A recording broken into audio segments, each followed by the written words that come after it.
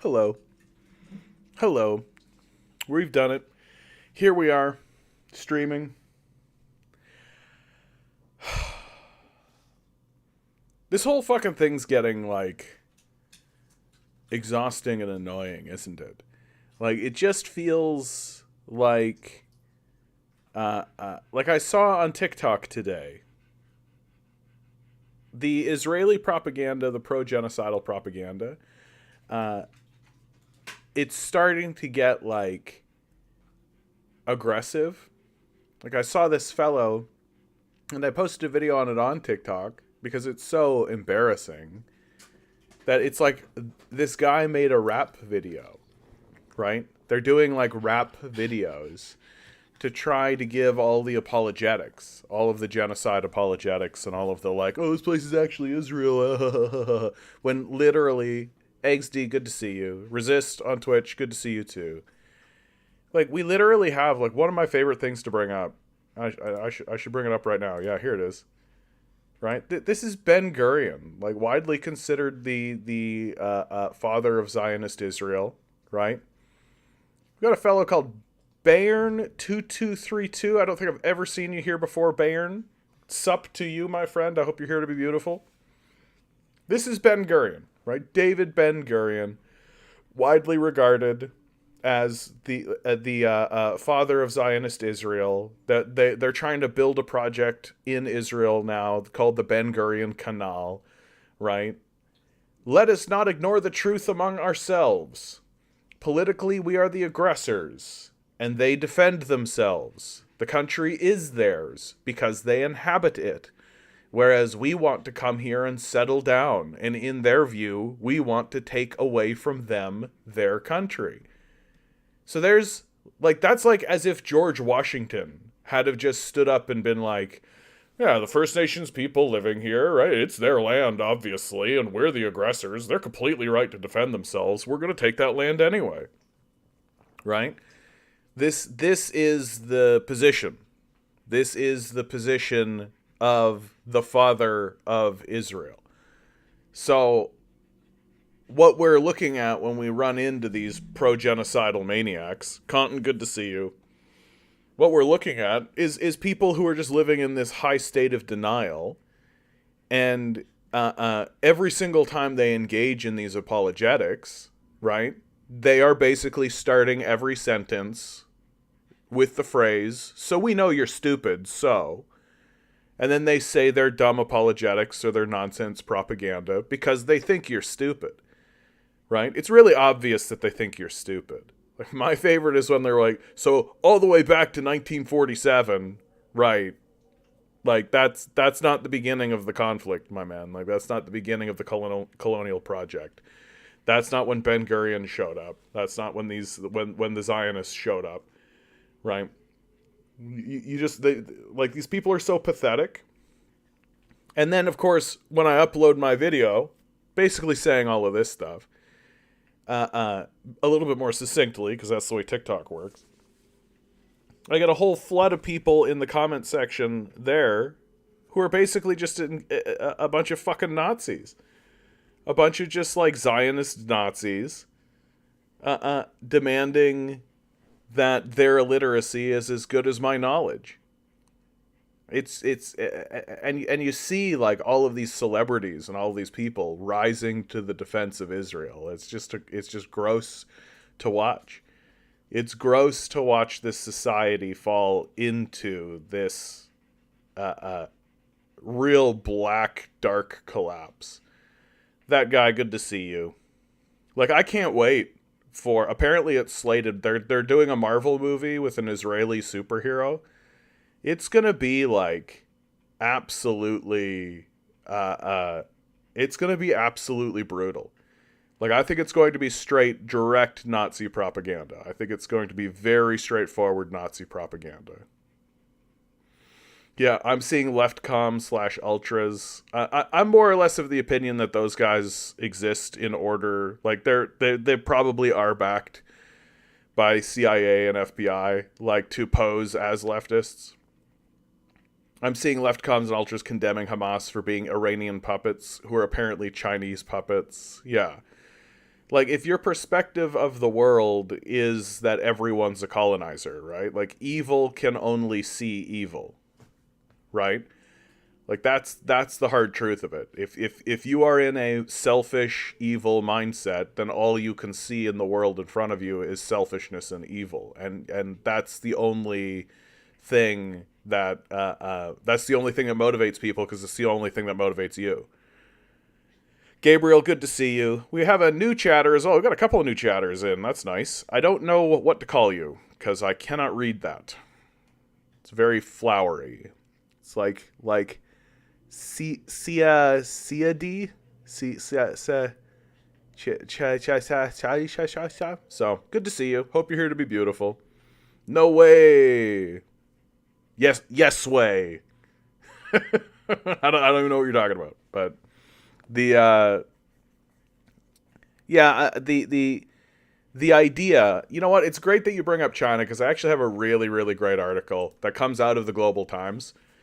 So before somebody jumps down my throat like, oh, you're gonna read Chinese propaganda? You're gonna read Chinese propaganda on you? Yep. Yes, I absolutely am. Right? Here at the Canadian Commie, we acknowledge that it's all propaganda, baby.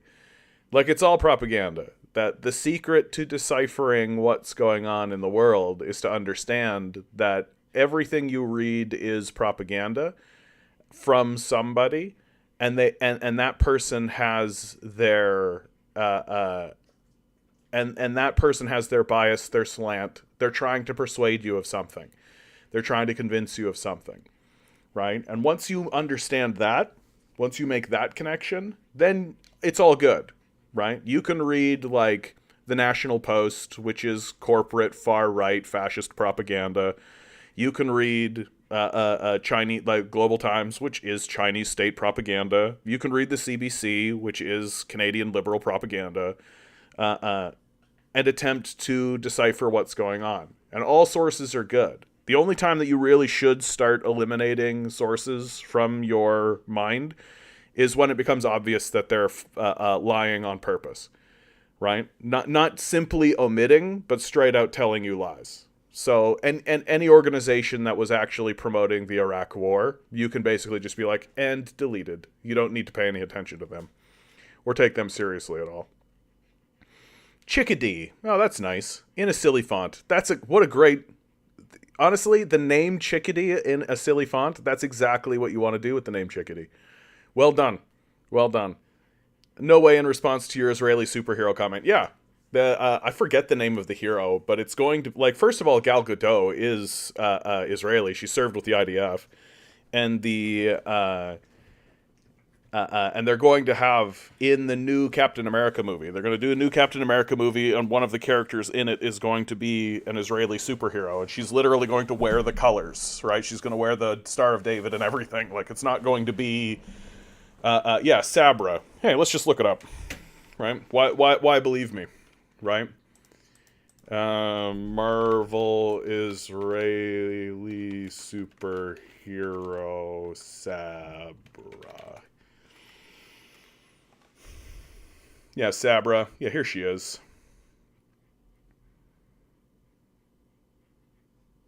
Like, this is the character.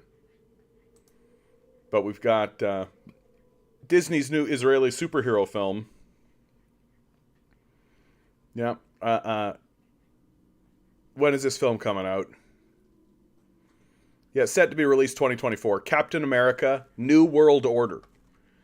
Right? So I have been saying on this channel for a long time, right? A long time, that the end game result of all of this Marvel trash, all of this obvious Marvel garbage, is that they're going to begin presenting Nazism to us in a way that's going to expect us to celebrate it and go along with it, right? So if you imagine The Boys, right? Homelander. When you watch The Boys and when you watch Homelander, you understand that Homelander is the villain of the piece, right? That's the expectation of the creative. That's the creative vision of Homelander. You're supposed to look at him, and maybe you sympathize with him to a certain degree, given the situation that he finds himself in. But you're never supposed to believe he's the good guy. He's obviously the villain of the piece. But eventually, and fairly soon, and I think this is going to perhaps broach that threshold, they are going to begin presenting Homelander to us as the hero. That we are supposed to venerate his white supremacy, and we're supposed to venerate his violence, and we're supposed to venerate and respect his power that he has. Right? That he is supposed to be seen in very much the way that Ayn Rand views industrialists, right? That they're worthy of our worship, and they're so powerful and big, right? Like essentially just making Twilight and 50 Shades of Grey porn, but about American industrialists, and then turning that into a political worldview, right? And so this character, I suspect this movie, given its title, Captain America New World Order, right, is going to finally be the broaching of that, where we are supposed to take a look at a reprehensible character who is obviously a Nazi, and say, that's a good person, that's a good guy. So I think that's on the horizon. If it's not this film, it'll be a film soon enough, right? Like, it's only a matter of time. And when you actually take a look at these Marvel movies, all of the characters are proto-fascist. Like, they're all proto-fascist. Tony Stark is literally an arms dealer and a weapons manufacturer. And we're all supposed to be like, what a great man. He's so clever and intelligent and smart. Yeah, not that clever, intelligent, or smart. His solution for resolving world conflict and world problems is private military. That's really his solution. He's so smart and clever, right? So not much by way of wisdom there. And all of this is being manifested and articulated as clearly as possible coming out of China. This is something that China actually published in the Global Times, right? Like, China is a very prudent nation, and they're very careful, and so when they get critical, they get very specific, and it's very interesting. Kevin, good to see you. Yeah, smash that like button. Yeah, thank you, Kevin. Like, share, subscribe, hit the bells, hit the whistles. Let's fight that algorithm. Fight the algorithm, because we are definitely being shadow banned, and it's really, really quite obvious. U.S. Empire of Chaos decouples from reality and morality. If you're a longtime listener, you know that the third pillar of the unholy trinity of the capitalist death cult is the worship of chaos. And so to see this writer, S.L. Kanthan, who comes out of India, say that it's an empire of chaos, yeah, really fits with the way I look at the world. The United States of America has mastered the art of reverse Sun Tzu. The U.S. doesn't subdue the enemy without fighting. Instead, it engages in perpetual wars without understanding its opponent or even itself. From Ukraine to the Middle East, the U.S. is callously setting pivotal regions on fire while contemplating a calamitous war in Asia. Even while the U.S.-EU-NATO proxy war against Russia is faltering spectacularly, the U.S. and its allies have brazenly started another war in the Middle East. With its connivance of a relentless and cruel war on Gaza, the U.S. has become an accomplice to a humanitarian disaster, raised the odds of a region-wide war with terrifying implications for the world's economy, weakening the Middle East's long-term security, and destroyed U.S. influence regionally and globally. Let's start with the harrowing situation in Gaza, where Israel has dropped 65,000 tons of mostly American bombs and missiles since October 7th, 2023. The death toll is horrifying. 67% of more than 14,000 people killed in Gaza are estimated to be women and children. The physical injuries and psychological trauma are so horrendous that the head of Doctors Without Borders testified children as young as 5 tell us that they prefer to die. Gaza, a tiny strip of 11 kilometers by 40 kilometers, is not only the world's most densely populated region. It has also been described as a concentration camp and an open-air prison. Already 1.5 million Gazans, including 600,000 children, have been turned into refugees and are now living in tents in the southern half of Gaza, facing the possibility of permanent ethnic cleansing. Nakba 2.0. The U.S. could have easily prevented this disaster. Instead, it is aiding and abetting Israel. 3 times since the conflict started, the U.S. has vetoed ceasefire resolutions at the UN Security Council. Moreover, the U.S. is not even supporting the delivery of water, food, medicine, fuel, and electricity to Gaza. The U.S. has also cut off funding to UNRWA, the most critical organization aiding Gaza. The cynicism and barbarity of the so-called Western civilizations are obscene. U.S. politicians and media endlessly cry about human rights only when it suits their political agenda, such as their lies about the Uyghurs to destabilize China's Xinjiang Uyghur Autonomous Region. As Russia, China, and many others have pointed out, the only viable and enduring solution is Palestinian statehood, with a 2-state solution based on the 1967 border. Interestingly, that is also the official position of the US and Europe, who are playing a deceptive game with Palestinian lives. Looking at the big picture, one would find that the US empire's actions are puzzling and self-defeating. The ramifications for the global economy would be devastating, especially if and when the war involves Iran. Sadly, nothing is off limits for the declining but delusional US empire. The Pentagon and U.S. think tanks have been constantly fantasizing about everlasting unipolar hegemony. One example of their hubris, U.S. General Wesley Clark revealed that immediately after the 9/11, the Bush administration had planned to take out 7 Middle East countries in 5 years. However, even after 2 decades of disastrous military adventures in that region, U.S. elites have learned nothing.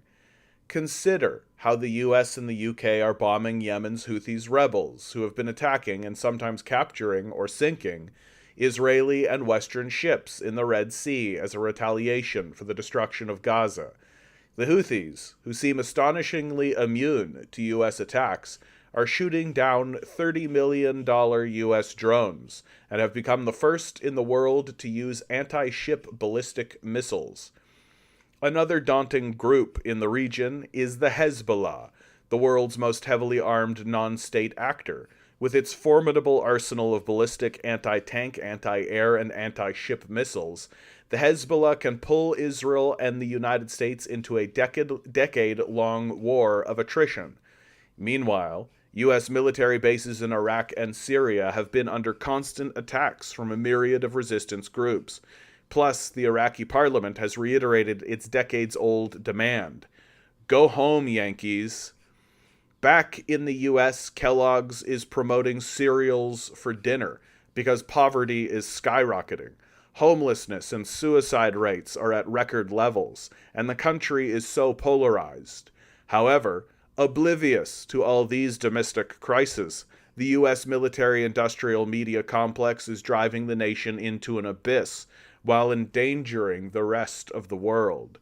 Contemporary Middle Eastern leaders of Saudi Arabia, UAE, Qatar, Iran, and others in the region are visionary.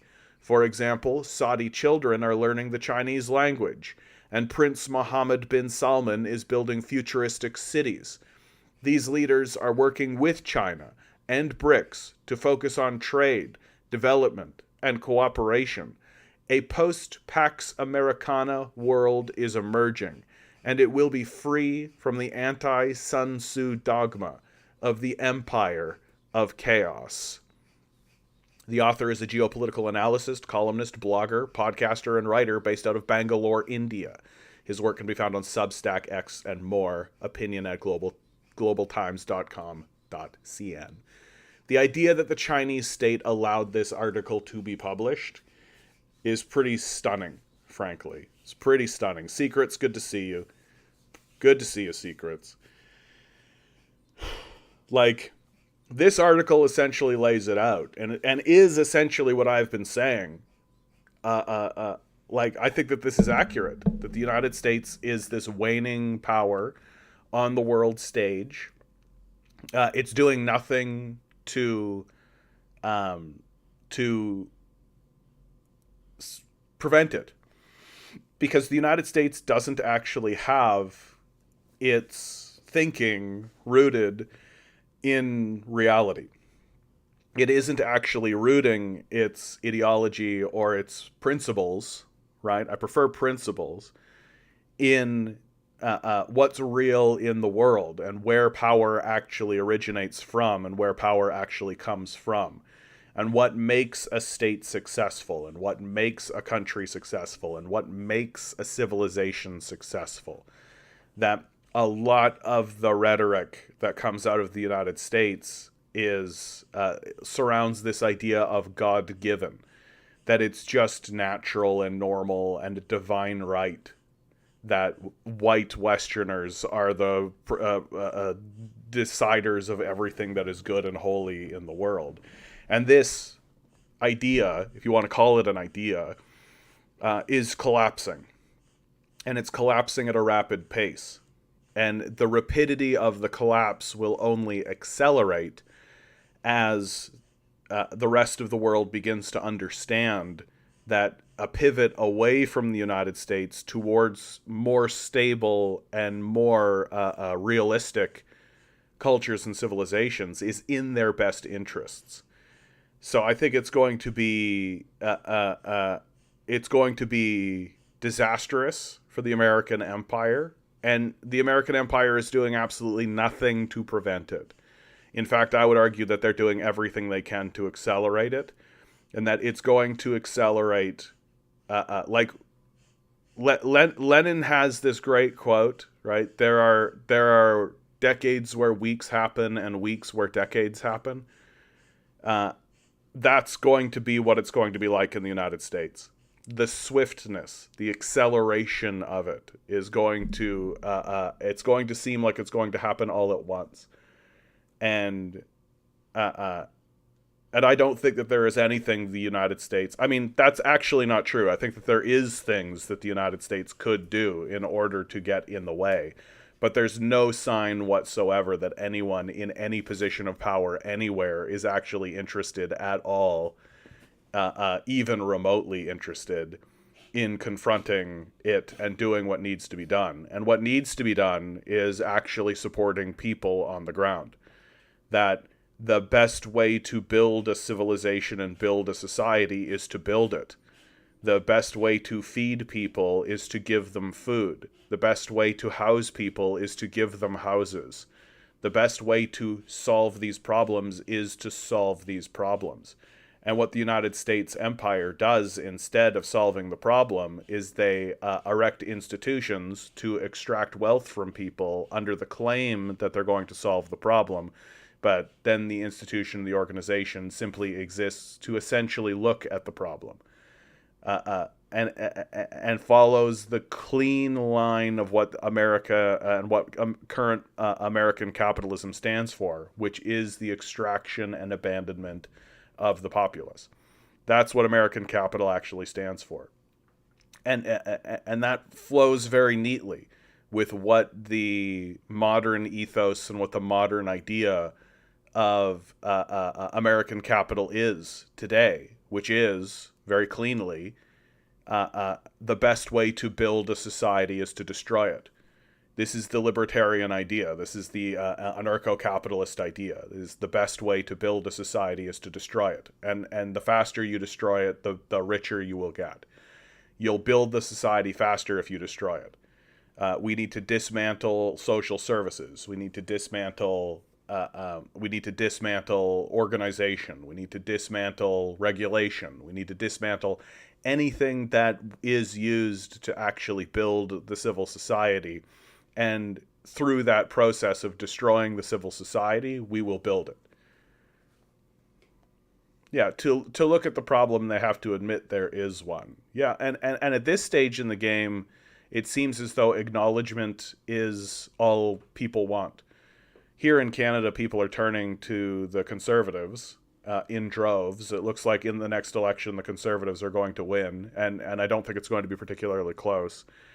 Um, and it seems to me like the only reason why the Conservatives are actually going to win is because they're saying, hey, there's a problem, eh? Now, when you actually ask them, okay, well, what's the solution to that problem? Well, their solution is to destroy the society, right? We're going to solve this problem that we acknowledge is a problem, and the way that we're going to do it is by destroying the society. We're going to remove more regulations. We're going to introduce more capitalism. We're going to introduce more of these failed neoliberal ideas that don't work, right? Like, oh, how did we get to where we are? And of course, they use the liberals for what they're for. They say Trudeau is the problem, right? The blame isn't the system of capital. The blame isn't the structure of neoliberal capitalism. The blame isn't on capitalists at all, right? The blame is to be held by a single individual with the name Justin Trudeau. And so the ball gets passed from one group of capitalists to another, and that group of capitalists continue the project of extraction and abandonment, and continue destroying the civil society while saying that their intention is to build it. Yeah, the Romans created a wasteland and called it peace. That's a great quote. Macron's talking about sending troops to Ukraine. Yeah, I saw that. I don't think it's serious. Like, I just don't think it's serious. I think that any Western nation that actually attempted to do that, they would be facing like an internal revolution almost on that day, right? I don't think the military core would go along with it.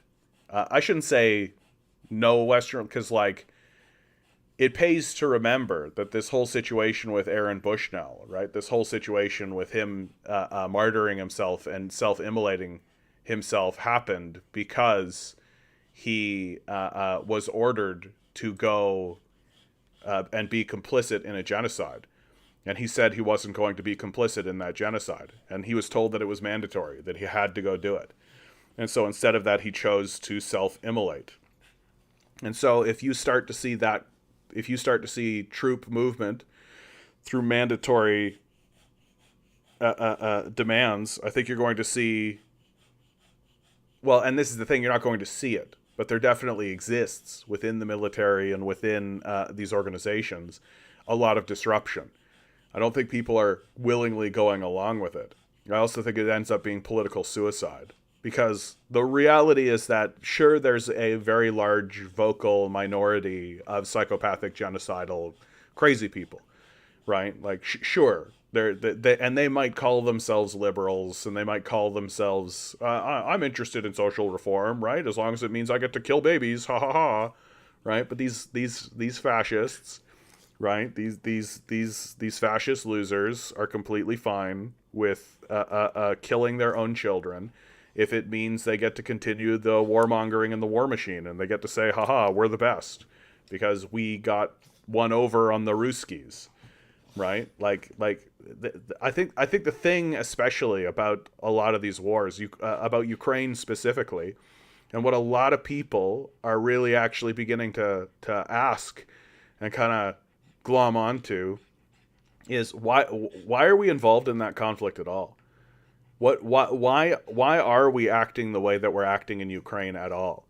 Like, once you actually realize that the Russians are responding to us and not the other way around, once you understand that they're responding to a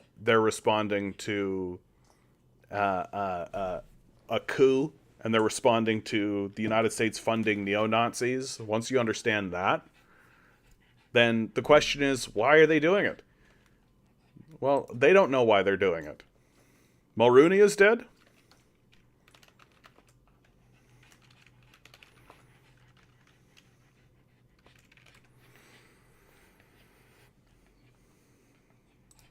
Yeah, okay. So the Thatcher of Canada, easily one of the worst prime ministers, really ushering in this failed ideology of neoliberalism. Uh, a man who was such a failure politically that he decimated the Conservative Party in Canada, took his party from being a majority party to 2 seats in Parliament, uh, uh, which ushered in a liberal era of non-opposition where Chrétien and Paul Martin and Ignatieff and all these guys essentially maintained the neoliberal empire and continued ushering in the neoliberal policies on behalf of the United States and the rest of the Western world. Uh, uh, Essentially just becoming managers for the policies that Brian Mulroney enacted, uh, uh, really showing the world in a very clear, naked, black and white kind of way that liberals and conservatives in Canada are allies. That very often conservatives are the ones that are willing to come in to break the bad news, right? To impoverish children and impoverish people, steal their resources, start wars. But when liberals come in, they don't change those policies or pursue criminal action against the people who did them. They just manage them, right? And that's the relationship that exists between conservatives and liberals. And Brian Mulroney is about as should be as reviled as someone like Margaret Thatcher or Ronald Reagan, right?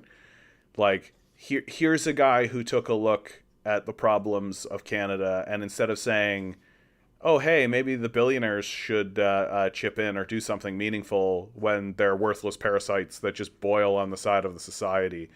No, we're gonna enact heavy taxation on consumption. That's what we're gonna do, right? And that's the GST, which the Liberals campaigned on the elimination of, and of course, these taxes have only increased over time.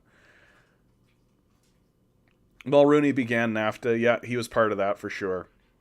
The globalization of our politics, the globalization of the internationalization of our governmental systems, the rendering. NAFTA is the moment when national politics becomes kind of irrelevant.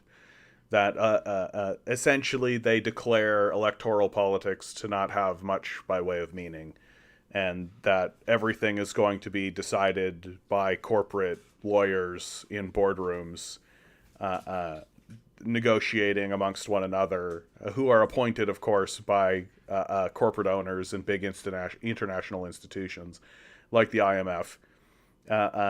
Like, electoral politics in this country are basically dead, and Brian Mulroney is not, of course, solely responsible, but plays a very large part in the death of electoral politics in Canada. And again, not to individualize it, like, he was one of many, that he was one of a class, and that class is capitalists, and that the capitalists wanted to kill electoral politics so that they could reign without opposition. And it's functioning and it's working, and this is what you get. You get endless war, you get genocide, you get heavy taxation, and no benefits whatsoever, and you're expected to work your life away for subsistence living, right? That's what you end up with when you support people like this. But in this system, it's impossible not to support people like this, right? You can't turn around and vote liberal because they just manage the decisions that the conservatives make, right? So the entire system, the entire electoral system, just constantly vomits out these reprehensible figures, so that they can extract as much wealth from you and then turn around and abandon you. And that's called democracy and freedom, right? Like, that's what we're told to call this shit. So it's like, it's gotten embarrassing.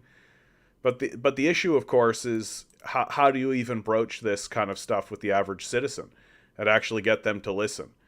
Because the average citizen is so caught up in the idea that electoral politics is actually going to work and is actually functioning, right? And is actually something that we should actually abide by, and is actually something that we should actually listen to and pay attention to. When what we need to be doing now is building parallel systems. That there's nothing else for us to do. Like, at this stage in the game, trying to funnel all your energy into electoral politics is like saying, let's send a courtier to the king and maybe he'll bequeath his mercy upon us. Right? It's on that same level now. And so it's not serious, right? Like we're going to go beseech the psychopath king that owns Jeffrey Epstein's pedophile island. Like, the only thing he wants is your little girl. That's all he wants. He's not interested in helping you, right? He's not interested in anything. He doesn't need anything from you. And in fact, if you come and complain to the king, he might just make things worse for you, because that's how he drives wages down and gets more people working for free, right? Like, the cruelty of this system cannot be overstated, and its defenders at this stage in the game are just lunatics. We're watching people actually stand up and actually defend an actual, real, honest-to-God genocide that is occurring right in front of you, while pretending like they're not, while pretending like somehow they're the good guys. This is the level of demented, delusional behavior that these people are capable of seeing. Like, it takes like the flat earther brain to like the next level. Basically, if a flat earther stood up and said anybody that thinks the earth is round should be killed, it's madness. Yeah, when workers were afraid about losing their jobs to NAFTA, Mulrooney would say that NAFTA would bring Mexico into the first world, and they'll become consumers, and trade jobs would be balanced. Yeah, they're liars, right? Like, they're fraudulent, like kleptomaniac level liars. Like, they can't help themselves. They're willing to say anything. They're willing to tell any lie, and it should be like pretty obvious. Like, they're gonna stand in front of you and be like, yeah, this policy is gonna make $1 billion per household, and everyone's gonna have a genie in a bottle. Like, they'll say anything as long as you believe it, right? Like, that's what matters, as long as you believe it, right? And so the position of the electorate and of the citizenry, right? The position of the citizenry should be that these people are reprehensible psychopaths who should be put on trial, right? Like, we should certainly the Liberal Party should go to jail. Like, every single one of them should be put on trial for war crimes. We should send each and every one of them to the Hague. And that shouldn't be a debate, right? Like, we should be going to these people's homes, grabbing them, and sending them to jail cells, and then putting them into trial at the Hague so that they can be put on trial for genocide. That's what these people should be facing. That's the reality of what their lives should become, is they should become a perpetual defense against their decision to support a genocide, right? But we're just going to stand there and be like, I guess we'll vote conservative, and that'll show them. Meanwhile, the conservatives are like, genocide's the smartest, greatest thing in the world. The Israel has every right to defend itself while it beats the shit out of the Palestinians. Like Prince John does not have the right to defend himself, right? Like the George Washington and the colonizers, as they were eradicating the First Nations people, didn't have the right of defense, right? Like, colonizers don't have the right of defense. Very straightforwardly. So, like, but until we actually get to that point as citizens where we're willing to actually say, like, is there a line? Like, is there a line where we are willing to actually say, like, oh yeah, like, you've crossed a line, you should go to jail for it, right? Like, Justin Trudeau, Chrystia Freeland, the entire Liberal Party should obviously be in jail in a very 1 + 1 = 2 kind of a way.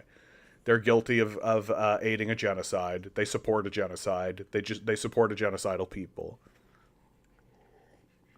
But we're not serious. We're not serious people, right? We're very disinterested in being serious, which is why our empire and why our society is going into decline, because of the unseriousness of the population and the unseriousness of the people. We're still willing to give these obvious, overt, manic psychopaths the benefit of the doubt. We're still willing to well, let's hear them out. Free speech. We're still willing to play that game when we should already have hands on these people. It should already be the case, right? and so we are, as a people, going to experience massive declines and massive collapses. And frankly, I think we deserve it. We just deserve it. Like we're a people who will literally like look at very recent history and be like, wow, how did that happen? While the very thing that we are going brr about is happening in front of you. Like, there just does come a point where it's like, you know, like if you're in a house fire and you're standing beside a fire hose, you know, there just comes a point where it's like, you know, you could pick up that fire hose, you know. No, okay. All right, well, whatever. That's how it is. Chickadee, did you see the Freedom Convoy guys' conference on how they're going to change the electoral system? I love these Freedom Convoy guys, man. Like, my position on the Freedom Convoy, Chickadee, has always been, almost from day one, that these guys have the right to protest, right? I think that what happened to them with the evocation of the Emergencies Act was unjustifiable. Just another criminal act from a criminal organization called the Liberal Party that supports genocide and applauds Nazis, right? And so they took a look at a bunch of protesting truckers and they declared them to be a threat on the same scale as a national invasion, right? Or a natural disaster like a major earthquake or something. And so they evoked the Emergencies Act and stole a bunch of their money and caused a bunch of problems for them. And they're still putting them on trial and all this kind of stuff. Like, it's as illegitimate as it gets. But then on the other side of that, these Freedom Convoy guys have no fucking idea what they're talking about. That I think is the reason why I take so much heat for my position, is because it's so obvious that they're clueless. Like, they don't understand the system that they're in. They don't understand. They have no societal analysis. They have no analysis of the structure of their society. Their solutions really are like gumption, sweat of the brow. Just put some work in. Get out there and do it. We need to support business. Like that's and that is like as far as they get. Like they have no concept of like the class analysis or the class dynamic. They don't really understand what's going on. And so when they start to propose solutions, it just gets very like, oh boy, like the solution. What we gotta do is we gotta sell ourselves as fast as possible to the people who are causing the problems. That's what we gotta do. We gotta make sure that every single worker can sell themselves as fast as possible for the most amount of money to the very people who are destroying the society.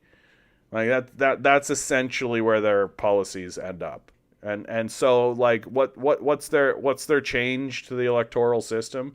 I assume that their change to the electoral system is what we need to do is we need to erect a branch of government so that Galen Weston gets a seat and is as powerful as the entire elected government.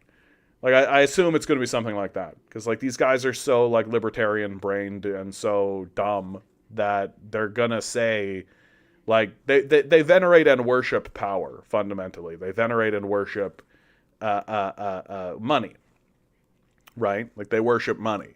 And so if somebody has money, they consider that to be as good as Jesus Christ or a god or something, right? So if Elon Musk showed up in front of these truckers and said, what we're going to do is we're going to erect a little town over here and come move to the town and you'll have a job and you'll get to work at the job and everything will be fine. They'll just be like, yes, that's a great idea, Elon. Did you see what the guy with all the money said? Great idea, Elon.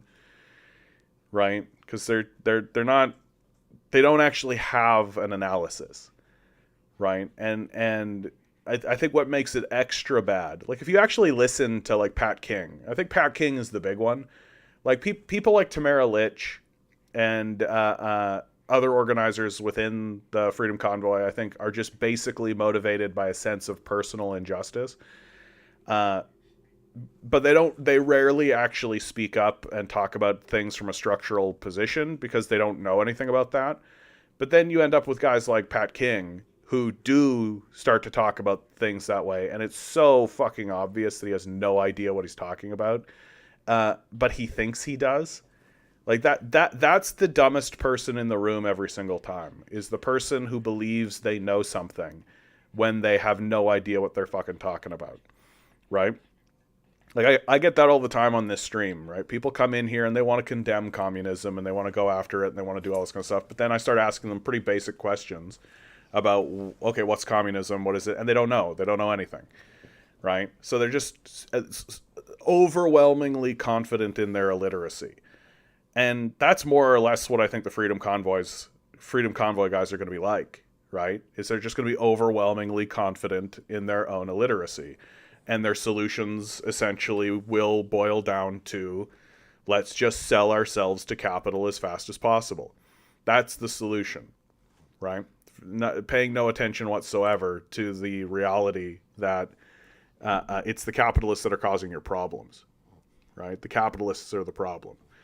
It's so easy to get these guys deflected into the propaganda theater of electoral politics to divide the populace between liberal, conservative, NDP, Green, PPC now, right?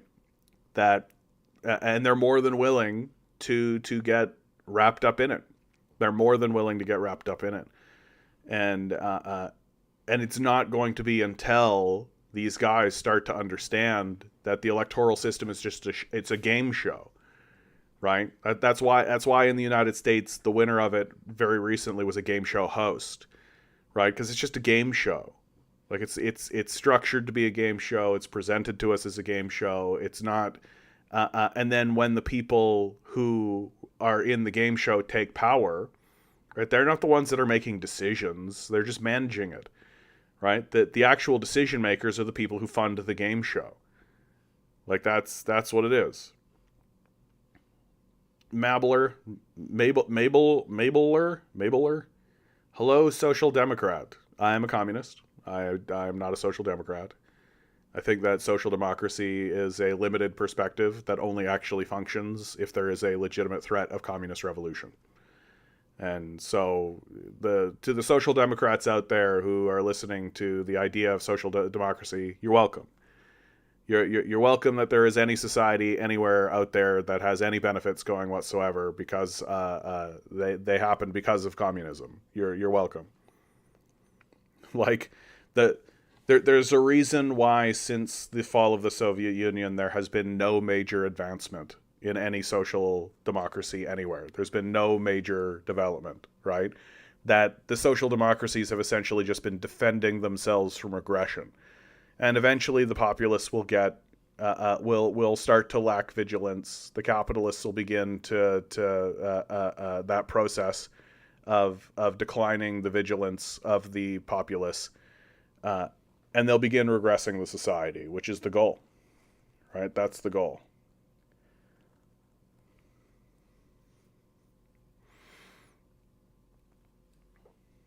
Yeah, Seth Rogen glazing Biden as independent media. Yeah. Long Defiant, good to see you, my man. Conservatives are easy to manipulate. Pick one and exploit it. Nationalism, traditionalism, racial purity, market purity. Those are the four factions. Don't. I mean, I guess religion is traditionalism, right? Like, I guess religion is traditionalism. The Yeah, and what's so funny is that it's the conservatives that are saying facts don't care about your feelings when no one is more emotionally driven than conservatives, right? There's no one in the conversation who's more emotionally driven than a conservative, right? Like, and it's so funny that the guy who who kind of trademarked that moniker, "Facts don't care about your feelings," literally believes in a magical book. Like, he's like, this book has magic in it, and it tells me what's true or what's false. Like, okay there, bud. Okay. Mabler. Mabel. I'm just going to call you Mabel. I think the theory of business get rich and richer and living costs and inequality gets higher and higher so people can't live. This is late stage capitalism, right? Well, I mean, it's not late stage capitalism, it's just capitalism. Late capitalism, what's called like late stage capitalism or late capitalism is just capitalism, right? Like that people are just trying to find language to talk about the transition that they experienced. But like, we benefited greatly as a people from New Deal legislation, which was explicitly non-capitalist, right? It was very explicitly non-capitalist. It was built on non-capitalist ideas. Heavy taxation and heavy regulation of the capitalist sector. And socialists would have and did argue during that period of time that should have begun the process of the elimination of the capitalist class. Right, that was the social democracy argument, right? So this concept of social democracy was tried in America and it failed. They put in New Deal regulations. Those New Deal regulations came in because of the threat of legitimate revolution, thanks to communists, right? You're welcome. And the argument being, we should take these concessions, right? We should take these concessions from the capitalist class because this is the way forward to build a better civil society. And then of course the McCarthy period happened. The Social Democrats essentially betrayed the communists to the conservatives. The threat of revolution went away, and what did they start doing? They started regressing the policies. They started regressing the society, right?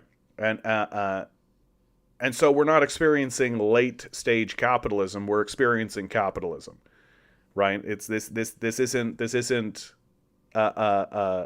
We weren't experiencing capitalism under New Deal legislation. We were experiencing a decline of capital.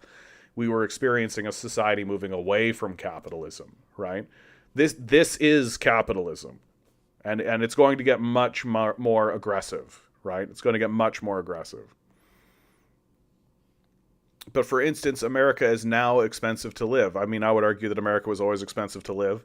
That you have these little flare-ups, little places here and there, right? Again, if your perspective of America is exclusively that New Deal socialist legislation is capitalism, and then we're regressing and moving into late capitalism or something like that, then you can kind of have these beliefs. But like, capitalism has routinely over and over again made the cost of living high, made inflation spike, made it difficult for the average citizen to live. That's capitalism, baby. That's how it works, right? And every so often you get an organized populace that comes in and puts up a wall and says, no, you're not going to do that. But that only lasts for so long because the capitalists have the power and they're the ones that bribe the politicians to regress those policies over time, which is why they need to be eliminated as a class. I never had someone that wasn't conservative threaten violence because I challenged their beliefs. I mean, yeah, they say it all the time, and they say it casually, right? If you like it so much, why don't you leave, right? Love it or leave it. Right? These are pseudo genocidal sentiments, right? Just basically, I want to forcibly relocate. I recommend that the people I disagree with politically should relocate. Like it's brutal. It only tends to get more and more expensive as businesses grow and the rich people are willing to pay more for things. The Marx theory of late capitalism must be true, but what we see is as the living standard grows, the wages follow up. So it will never... What are you talking about? Wages follow up? What are you talking about? The federal minimum wage has been $7.25 for like 20 years. Like, what are you even talking about? Like, wages have not increased. Wages have stagnated. Wages are stagnant. And if you factor in inflation, wages have gone down. So when you say that wages go up in suit, I have no idea what you're talking about. Like on a very 1 + 1 = 2 kind of level. Long defiant, religion equals the trads, yet Dugan helped me to understand conservatives. Yeah, the neo-fascist that rejects the labels. I listened to some Dugan recently. I listened to some of his lectures. I don't think he understands Marxism at all. Like and like his whole theory of time and that these three worldviews, liberalism, fascism, and communism, right? They're entrenched in the concept of time, and so we need to create a worldview that's like I honestly think it's just babble. Like I just think he's a babbler, like Peterson, like a lot of these guys. They just kind of get to babbling, right? There's no actual principles there, And like, if you actually followed through on the way Dugin thought about time and all of this, it's essentially saying like, oh yeah, things that happened don't matter, right? So you can commit a genocide in the Middle East and like destroy whoever you want, but time doesn't matter, right? It's just a construct, right? History and material evidence don't matter, right? And it's the kind of thing that could only be said by somebody who has never actually read Marx, doesn't seem to actually know anything about communism or Marxism at all, doesn't seem to know anything about Stalin, doesn't seem to know anything about Lenin, doesn't seem to know much about any of those subjects, and seems like oddly sympathetic towards fascism, right? Like he's willing to be open about the racism and all of that about Nazism, but it looks to me to be just another way to create parity between communism and Nazism, which is a form of Nazi apologetics. And I think Dugin is completely guilty of that. I don't think he's literate. Like, I don't think he's actually read Marx. And I think his perspective of, like, using time as a political theory, like trying to link quantum thought and quantum theory and quantum time to political theory is just babble.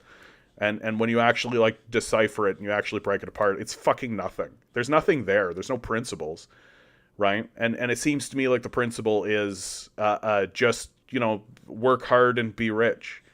So there's just like another type of, it's just another articulation of the hyper-individualistic worldview of neoliberal fascism, right? It's just couched in all of this, like, time is a why-me, wumbly, world-me, bomb, and doom, boom, right? Yeah, Dugan understands conservatives. Yeah, I think that's probably right. But conservatives are not that complicated. Like, a conservative is a child that opens its eyes, sees the world around it, and says, what I see is the best thing that has ever existed. I have been told by everybody around me that this is the best that has ever existed. And I am rich and powerful, and so it must be true. That I am the best. I have ascended the hierarchy. I am at the top. And then they just stopped developing, right? They never got through to the other side, which is the recognition and the realization that any adult, like, to become an adult, the difference between a child and an adult, between a grown-up and a child, is the recognition that your parents were just people trying their best and were not gods, right? Or demons, for that matter, right? That you just go like, yeah, they made mistakes, or maybe they were like bastards. Maybe they were like fucking me up and doing all kinds of shit, right? Like, maybe that's true, right? But that doesn't make them like supernatural devils, right? Which is the child worldview. The child worldview is that your parents are gods, infallible or deeply fallible, right? Like supernaturally fallible. And then to become an adult means, oh, yeah, they're just fucking people dealing with their own trauma, dealing with their own misery, dealing with their own thing, and of course passing that misery on to me, right? So okay, we can get on that idea, right? And that makes you an adult. And until you actually say that, and until you actually realize that, until you embrace that, in some way you are still a child. And so a conservative is like that, except instead of it being their father, which it might be their father, right? But it's probably their society or their institutions, right? There's a structure there that they look at and say, and plenty of them say this, right? Like, plenty of them talk this way, where they say, we're the greatest country in the world, we're the most advanced, we're the best whatsoever. It's just childishness. It's just childishness. Mabel, I'm gonna stop you right here. Okay? I'm gonna stop you right here. Please do not engage in Nazi apologetics on this channel. I don't have many hard rules. This is one of them. So when you say, what do you think about Hitler if he didn't hate Jews and other people, National Socialism without the weird race theory? you're beginning to engage in Nazi apologetics, and I'm going to say full stop. Do not do that. I will ban you. This is not me like being like, oh, let's entertain this idea. Full stop. Hard no. Full pass. Do not engage in Nazi apologetics and do not pretend as though you can separate the weird race theory from Nazism, because you can't. They are hand in hand and part and parcel. You cannot do it. It does not exist. So, you don't support Nazis at all? Good. I'm glad to hear it. So, stop engaging in Nazi apologetics. Thanks.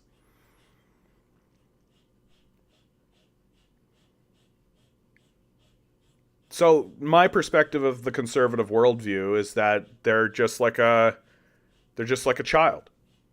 Like they just they've picked their daddy, right? And their daddy is America, or their daddy is the church, right? They appeal to some authority, as all children do.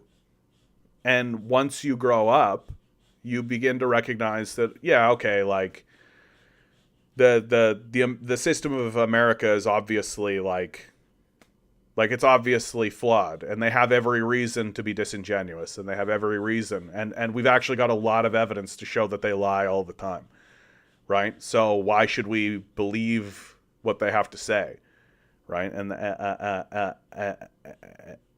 once you start seeing the hard evidence of like slavery, right?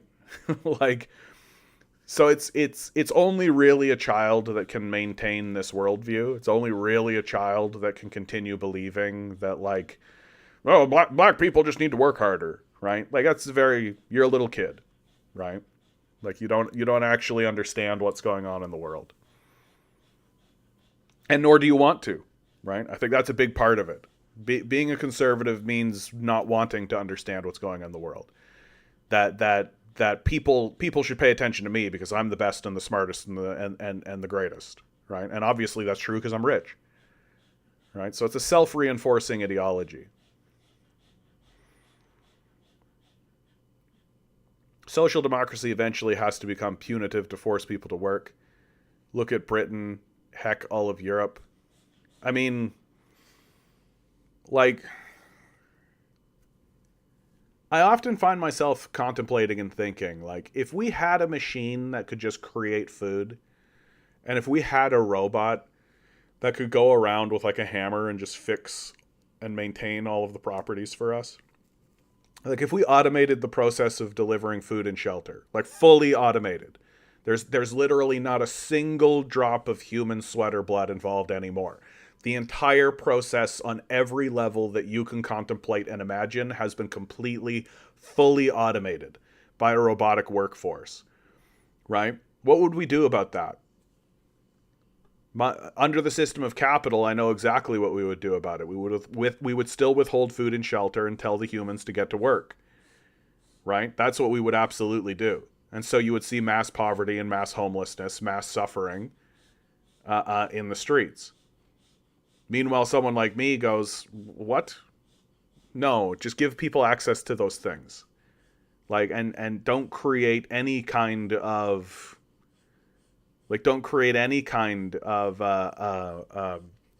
ethos of any sort that says that tries to justify the withholding of food and shelter. Like, literally just do not do it.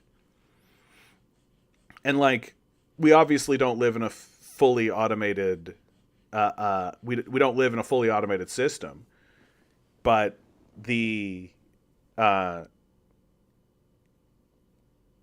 but to me, I mean, we force people to do stuff all the time that they don't want to. What, you think all these kids want to go to school, right? We just have a built-in understanding in our society that, yeah, these kids go to school, right? And we could take a look at the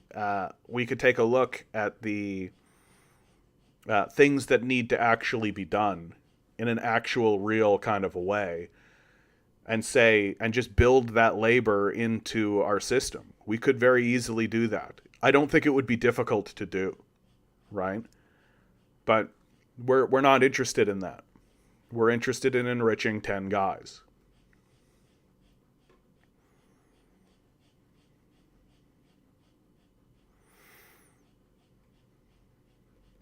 No, communism could work without this automation of production because you could just spread the labor into the public, right? You could just say, in the same way that you tell kids to go to school and sit down and read Shakespeare, you could tell them, okay, here's a skill, we're going to learn it. You need to come here, and for a couple of years, you need to do this, right? In a very simple, straightforward, like, connect it to the education system. Like, what's the point of the education system if not for this, right? Like this disintegrated education system that we have, that was literally built for an economy that no longer exists. Like to me, this is the failing of capitalism on the biggest possible way. It's this non-responsiveness. It's completely non-responsive to what's actually going on in the world. That it lacks agility completely. It does not have the ability to look at the world and look at what's going on and understand how to organize the workforce in order to benefit anything. Everything is just free market, worship chaos. It'll work itself out. C'est la vie. And no, it doesn't. Like, no, it doesn't. Fully automated capitalism is coming sooner than you think. Yeah, I mean, it's what they're going for, right? It's what they're trying to do. Like, the implementation of AI that I'm seeing is going to be completely horrifying. Like, it's just going to be like the most demonic shit that you've ever seen in your life. Like, our society is going to become a society of demons. Like, and you're never really going to interact with a person, right? The only people that you're actually going to see and interact with in a serious way are like the homeless in the streets. Those are the people that you're going to interact with. What will workers do if we have fully automated capitalism? Maybe they'll imagine and create and exist and live. What do the birds do? What do the bees do? Right? What do the wolves do and the deer do? Right? What job do they have? Like uh, uh, this inhuman perspective that we have of existence, that we only exist to subserviate ourselves to capitalists. That seems to be the worldview that exists as like the primary worldview for most people. That we exist exclusively to benefit and enrich capitalists, and for no other reason. We don't exist in order to benefit and enrich a community. We don't exist in order to benefit the universe itself, the natural forces that created us. We don't exist to explore or articulate anything. We don't exist to be philosophers, to think, to discover. We don't exist for any of those reasons. We exist to turn this winch so that some capitalist somewhere can make an extra $2. Like, yeah, Brian Mulrooney is dead. We already discussed it. Farewell, Brian Mulrooney. Say hi to Lucifer.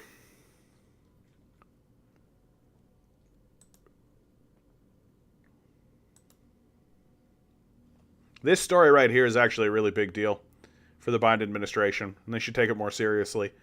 Yesterday, the people of Michigan spoke loud and clear against the genocide in Gaza by voting uncommitted in huge numbers in the Democratic primary instead of voting for Biden. The people will not be complicit in genocide. Now imagine the power to be reckoned with if we multiplied that 120K to millions of people across the country and sustained and committed efforts to organize, mobilize, and strengthen the movement to free Palestine. Organized struggle is their biggest nightmare. Yeah, I think Donald Trump is going to become the new leader of the Republican Party, I think it's going to be fairly straightforward. Like, I don't think it's going to be very close. I hope that Biden gets abandoned. I hope that America goes through the humiliation of getting a game show host as their leader again. I hope they experience that humiliation and that they can, and I hope they see a certain degree of, and I hope they achieve, I should say, a certain degree of self-awareness while it's happening, right? I hope they get to get a sense of how the rest of the world looks at them with the disgust and the disgrace that they're due. Because I think it's just an absolutely deplorable situation that Like, I have no love in my heart for Republicans, but the Democrats like to pretend like I should have love for them. Well, you don't vote for us, then Trump gets in. Yeah, okay, you're worse than Trump. Obviously, you're like way worse than Trump, right? Democrats are worse than Trump. Like, it's not fucking close, right? It's not fucking close. Like Trump is a loudmouth, despicable loser, but he doesn't pretend like I'm supposed to be convinced he's a good guy, right? He's not trying to pretend like he's a good man. He's not trying to put on a show.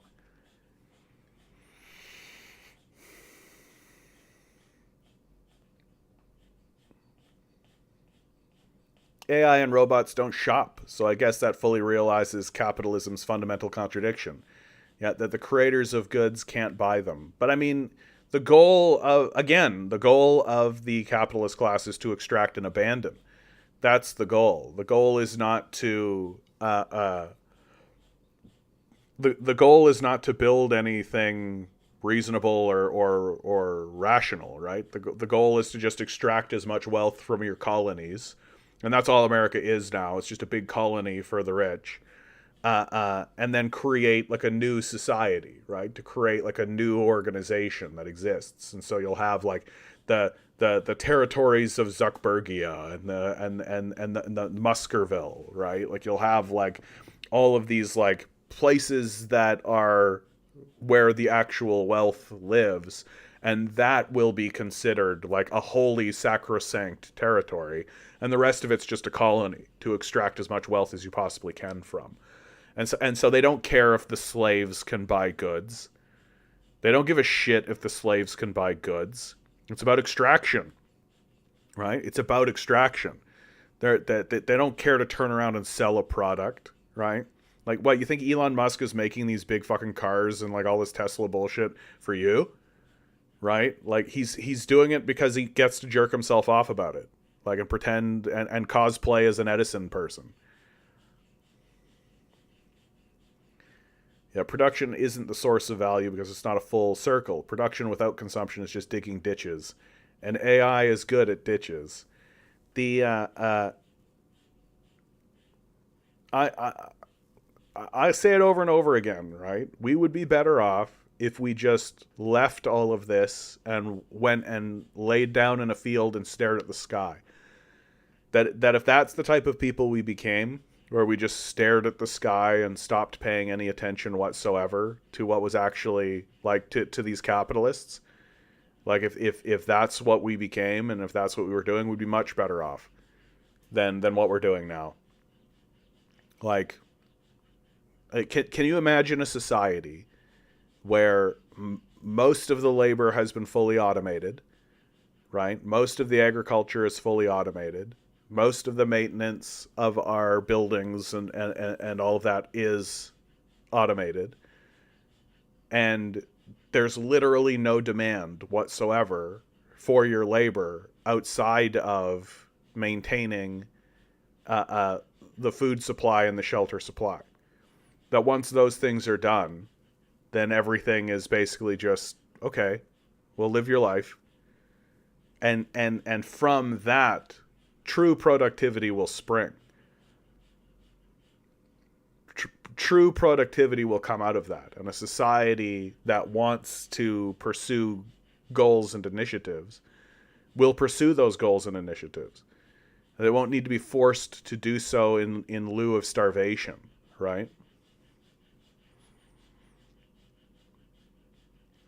Capitalism will lead to communism in the automation theory. I mean, the argument from the Marxists is that the reason why we analyze and criticize capitalism is that, like, capitalism came out of feudalism, right? And so when you say that communism, like capitalism leads to communism, like, we agree. Like, that's absolutely the case. That slavery leads to feudalism, leads to capitalism, leads to communism. That's the trajectory. And of course, in many ways, there's something of a loop in it, because Marx made the case that what he called primitive societies, which I think is pretty brutal, but what he called primitive societies, he made the argument that there was primitive communism, right? That we started as communists and that most people are communists. There's a great thinker called David Graeber who makes the case that we are communists. Like, most of us are communists most of the time. Like, if you're living with your family and somebody in your family asks you to pass the butter or something at the dinner table, you're not going to say, well, what's in it for me? Right? You're just going to do it because you understand that you're a family and that you're sharing and that you're doing things for one another because you are a family and because you are doing that kind of stuff.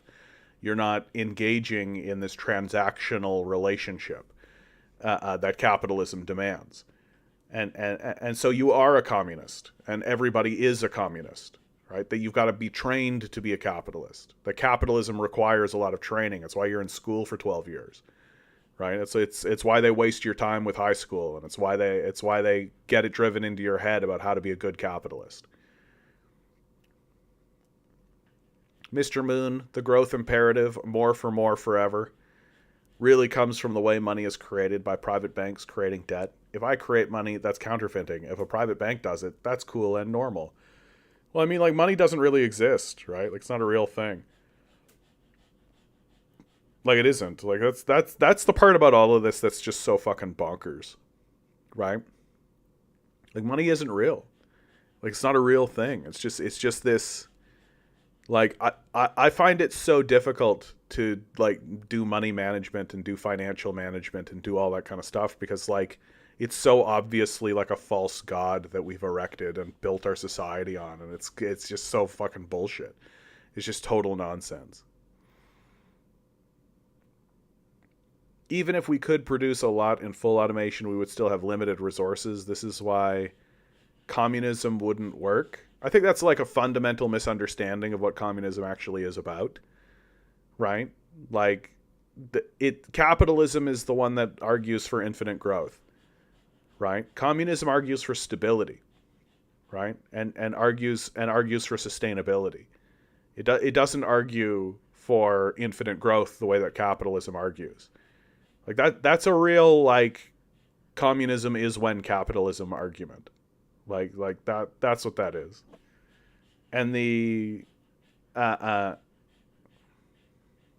would I move to a different platform? I mean, I am, like, dual streaming on Twitch.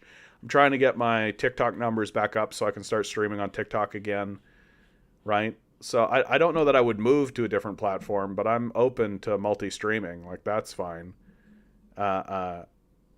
I think moving from YouTube to another platform at this time would be very risky, right?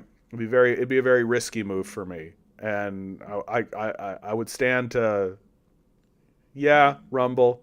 I've thought about Rumble, and I've, like, looked into it. It's one of those things where it's like, it seems like there's a lot of right wing power on Rumble. Like, YouTube's very funny. Like, I just don't think that they're taking very seriously what they're supposed to be doing, you know? Like, and I don't think that there's a lot of people involved in the social media process that actually know how people are actually interacting with this stuff. Like, advertisers certainly aren't. Right? Like, advertisers certainly aren't. This is what's crazy to me. Like, I think that, like, YouTube executives think that everybody is sitting down and, like, putting their eyes directly on the video and, like, watching the video, right? Whereas most people are putting this stuff on and listening to it like radio, right? Like, there's so many lectures and interviews and conversations and all of these things that are happening. So we're not, like, hyper, like, eyes glued to the screen watching it. Like, it's something that you put on while you do other stuff. And I think that is how most people are doing this. Like, I don't think you guys are sitting there looking at the screen, staring at the screen, watching me, like, just basking in my beauty, right? I think that I think that there are plenty of you who are playing video games. I think there's plenty of you who are at work. I think there's plenty of you who are doing lots of other things. And so why is it that when an advertisement comes in, right? Why is it that when an advertisement comes in, it's primarily visual, right? An advertisement comes in and it's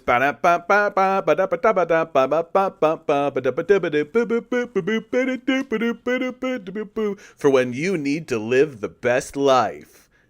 And you're like, what was the product even? What were they even selling? You have no fucking idea, right? You have no idea what they were even selling. Because they believe that it's a visual medium, and it's not. It's a primarily audio medium. And so they need to kind of go back to advertising like they do on the radio, right? And trying to pitch things at you with the understanding that it's on the radio. But like that tells you pretty fundamentally that the people who are there specifically to make money out of this, they have no other reason to be advertising. The whole thing is drive eyes and drive people to your product so they'll buy. Money, money, money, money, money, money, money. Have no fucking idea how to do it. Right? They have no fucking idea what they're doing at all. And everything is like based so heavily on the idea that like, well, they're for sure sitting there watching the screen. That's for sure what they're doing. No. Like, no, nobody's doing that. Like, that's not how any of us are interacting with any of this stuff. Like, you can get away with that on like TikTok, right? Because TikTok's a very like swipe and watch format, right? It's a very swipe and watch format. And so you can have like that kind of visual aspect to it. And everything's so quick and everything's so sharp and everything's so like swipe action, right? That's the whole point. That's not how YouTube is. It's not how any of this is. So it's just, and you can see it that like YouTube is like in this position where it's like, oh, we gotta change our advertising and we gotta make that so there's less videos you can skip and or less ads that you can skip and we gotta do all this kind of stuff and change things and all this. Oh yeah, okay, cool. You should be making your ads like they're radio ads, you dumbasses. I feel like that's been true for 5 years. And every single time I'm watching every single time I have a video on and I'm playing a video game or I'm like doing my dishes or I'm watching kind of stuff, I'm listening to somebody talk, right? And they're actually saying something interesting, or I'm listening to a debate, or I'm listening to a conversation, right? Or maybe I'm listening to a stand-up comedian or something, right? And then suddenly there's a break, and it's do do do do do do do do. Whoa!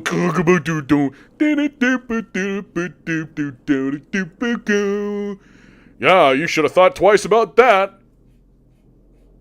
And then it's back to the thing, and I'm like, what the fuck was that even? I have no fucking idea what it was. It's just a waste of everybody's time. And this is how money exchange is happening.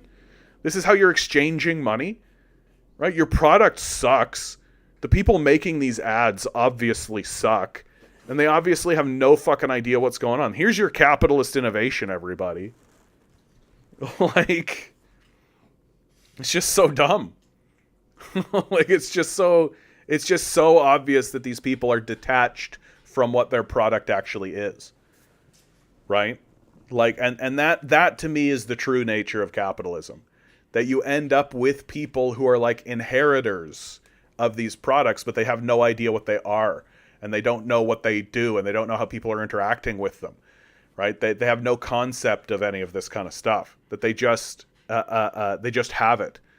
And so they make decisions in this very aloof, detached kind of a way, and we just have to live with it, right? Meanwhile, it's like a fucking waste of everybody's time. Dragon Fruit, good to see you, by the by. Al Jazeera posted a few minutes of people in Gaza trying to get aid trucks last night. It's genuinely apocalyptic. Yeah. No, it's a fucking disaster, dude. Like, it's like the idea that there are people defending it, like that's the thing that I think we need to actually be like, you want to talk about deep concern, right? The idea that there is literally a single voice that is willing to stand up in front of all of us and say genocide is good, actually. But like there's so much of that going on where you have just these detached, total fucking losers, an absolute sycophants. My favorite one, and I do think it's like primarily like an emotional, like a stunted emotional kind of a thing. I had this really good one actually. I had this really, really good one. It came from Destiny, and that's why I really like it. Yeah, here it is. Like, this is how sycophantic and pathetic these people actually are, right?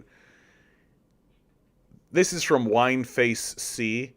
You can tell Bushnell's self-immolation was a successful act because it made even this Gusano's spineless piece of shit inadvertently admit Israel is bombing children by posting this, thinking it's an own. From Destiny. Sorry, we can't all engage in effective protesting like this guy did. And he's got the American burning over on the corner while Israel kills children. Like, and Destiny is somebody who's willing to stand up in front of all of us and say, I don't see any evidence of a genocide. Because he's just a spineless Gusano, right? That's all he is. He's just a pathetic, worthless human being whose voice should not be taken seriously. And yet it is, right? Like, when Destiny stood up and actually said out loud that there's no evidence of this genocide, his entire audience should have walked out on him. And the fact that they didn't tells you that this is an idea that exists. That people are actually like, yeah, that's not a dum-dum. Then there's just literally no such thing. Because it's the textbook definition of it. Like, and we're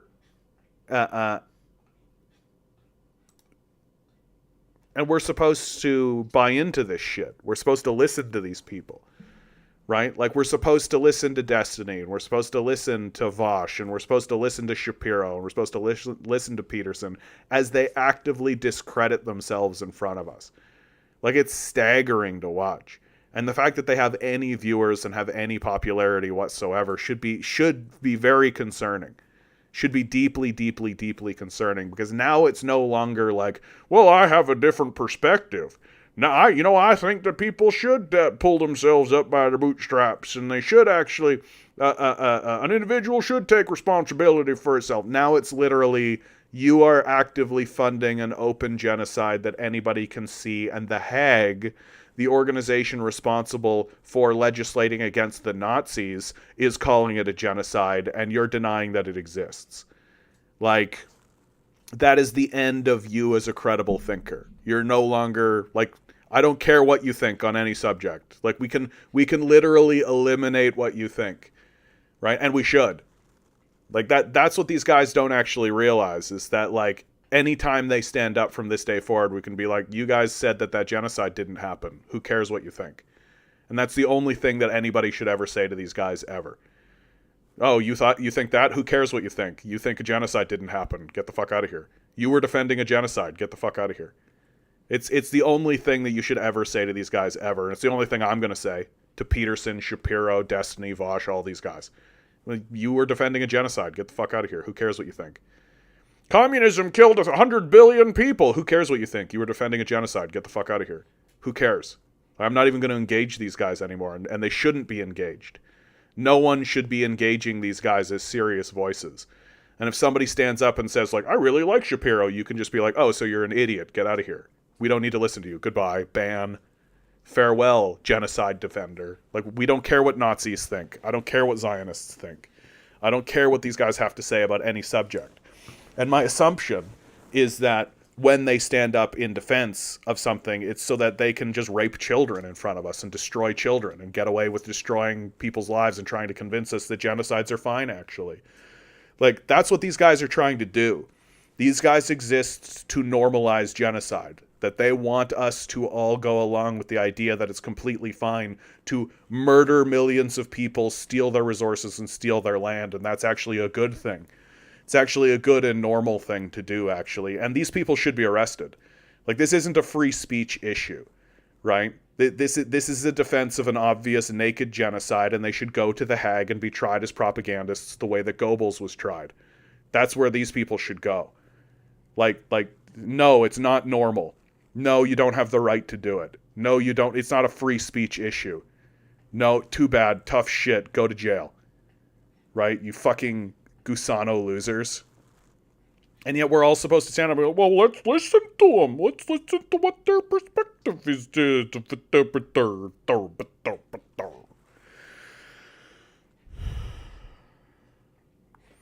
We got a first-time chatter on Twitch. Animal X17. That sounds like an experiment, right? Like you're an experimental creature of some kind. Animal X17. And like you've been abused by like biotechnicians and you're set to release yourself from the cage at any moment. And you're gonna break out and like kill a bunch of people and like then you'll dive at the scream and it'll come Animal X17 out June 15th. Right? Yeah. I like it. I like it. This movie writes itself. It's real easy. What do I think of BlackRock? BlackRock is the corporation that exists to manage the decline of America. It's one of them. Blackguard, Vanguard, 6th Street, and there's a couple of others. And they all own each other, right? They all have like 20 to 30% ownership of each other. And there are people on TikTok that are doing a pretty good job of documenting it. But these corporations exist in order to manage the decline of America. And it is a project of extraction and abandonment. That's the purpose of these corporations. They don't exist to build America. They don't exist to build a civilization. They don't exist to unify anybody. They don't exist to do any of that. They exist exclusively to extract as much wealth as they can from the public. And then when they can't extract any more wealth from the public, to turn around and abandon them. And so that is the managerial apparatus by which the wealthy facilitate that process of extraction and abandonment. And yeah, that's what BlackRock is. Yeah, BlackRock is essentially the fourth branch of government. I mean, no, I mean, at this stage in the game, Methane, I don't even think I don't give it the electoral system. It's not really a governmental force anymore, right? Like BlackRock is more a government and more a governmental entity than the electoral system is, right? Like the electoral system mainly exists as like a formalization. It's just like a formal, like in a real tangible way. It basically just exists as like a wink and a nod at the idea of government. But the truth is that like BlackRock and Vanguard and 6th Street and all this, they're the decision makers. They're the ones that are actually making the decisions. They're the ones that are actually negotiating. They're the ones that are actually pushing through stuff. And then they go and give it to their courtiers and they give it to their the politicians that they buy. And they just get them to rubber stamp it, and then it becomes legislation, right? So the government really just sort of exists as a tradition and as in that kind of sense. Like more fundamentally, the government is just a theatrical performance that they put on to convince us that that's the center of power, when it's just a total fucking joke.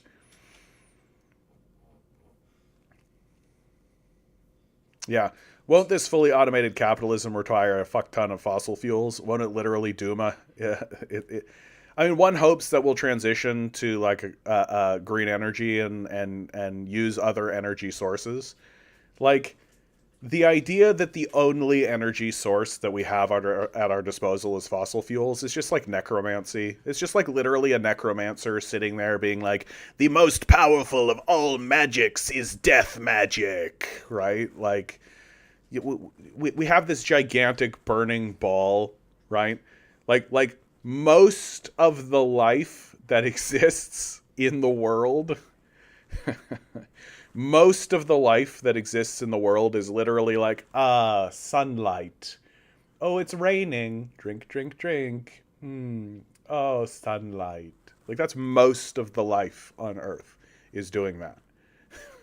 And we're sitting there being like, the only way to get energy is to extract it from the corpses of the dead, to grind it into a dark elixir that we pour into infernal machines of our divinations, and then we'll be able to ascend into the skies.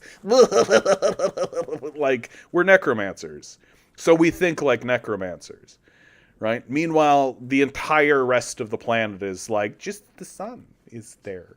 And you just, like... And there are other forms. Like, there are people who are like, put a pipe into the ground, the earth will heat it. Geothermal, like dwarves. It's like dwarven magic, like earth magic, just being like, lava comes from the ground and will heat our furnaces, yes. That it's really only the necromancers that are walking around just being like, death brings life. June, good to see you. Mesh, good to see you. If I met Biden, what would I say to him? I wouldn't meet Biden. Like, I'd just fucking spit at his feet. Like, he's Butcher Biden, Genocide Joe. Like, I'm... would there be consequences for spitting on him? Like, what are the consequences of this meeting? Is he surrounded by Secret Service? Am I going to get assassinated? Like, he's a fucking piece of shit. He's always been a piece of shit. Right? Like, he's always been a piece of shit. We just know now he's a fucking genocidal maniac. Isn't it weird that both far left and far right organizations both hate BlackRock? No, because I think that they this is one of these cases where what would be called extreme perspectives, although I would argue that everybody having food and shelter is not extreme, right? What seems to be extreme is like, we should have a both sides conversation about genocide. But people, the left and the right both dislike BlackRock because BlackRock is fundamentally about extraction and abandonment. And so if you're a nationalist, right, if your perspective is that I'm good because I'm white and that white power and all that kind of stuff, well, here's an organization that's trying to steal from you and extract everything and abandon you. And if your perspective is community and we should live in harmony with nature and we should live together peacefully, well, here's an organization that's trying to extract and abandon you, right? So it's a parasite, right? Like Nazis probably dislike cancer too, right? That doesn't mean that leftists shouldn't dislike cancer, right? Like, just because a Nazi doesn't like it doesn't mean that we should immediately be like, well, Nazis hate it, so we love it. Like, we make our decision making based on evidence and facts, right? And so, like, cancer is bad, and it's likely that Nazis think so too, right?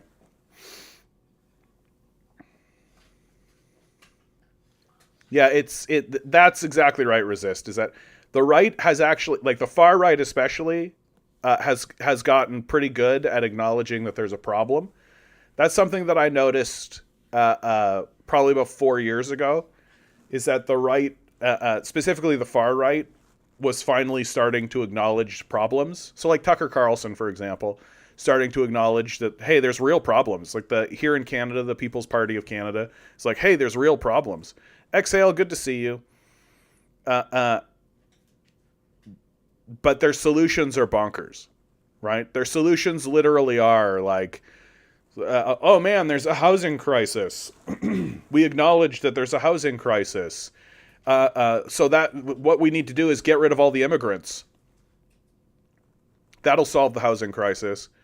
Meanwhile, on the left, we're like, hey, do you not see how like BlackRock and like all of these organizations are like hoarding all of these properties? Do you not see how this property hoarding is happening? Do you not see how Airbnb broke our housing system? In some towns, up to 40% of available apartments are Airbnbs. But people are fighting back. When Irvine, California banned short-term rentals, rents dropped. Now a movement to regulate Airbnb is sweeping the nation, right? Well, that's not a right-wing solution. A right-wing solution is immigrants are the problem. We've got high immigration, and that's causing a supply crisis. We're just going to ignore what the capitalists do. Right? Because that's essentially what the right does, is they just ignore what the capitalists do because they fundamentally worship capitalism, and they worship the capitalists, right? Capitalism is good, and the secret to all life is to become a capitalist, right? And I'm going to. So what we need to do is deregulate harder and let more capitalism come in, right? Like that's always the solution from the right. I'm in the middle. Oh, okay. I just think it's cool that both sides super agree on. But what you'll find, Animal, is that they agree that there's a problem, right? Like if two men walked up to a building and the building was on fire. If three men walked up to a house and the house was on fire, and one of them went, that house is not on fire at all. Yep, I've never seen a house fire, actually. I don't even know what you're talking about. And then the other two guys, right? One of them is like literally wearing a Ku Klux Klan uniform, and the other one is I don't know, Karl Marx himself, right? And the guy wearing the Ku Klux Klan outfit and Karl Marx go, "What are you fucking talking about? That house is on fire," right? Like, and then what'll happen, right? Karl Marx will say, that house is on fire. Let's mobilize the productive forces. Let's get some water in here. Let's put this house fire out. And the Ku Klux Klan guy will be like, I bet it was those black people that did this. Let's go round them up. Right? So just because they acknowledge that reality exists in this instance doesn't mean that the solutions are going to be on par with one another.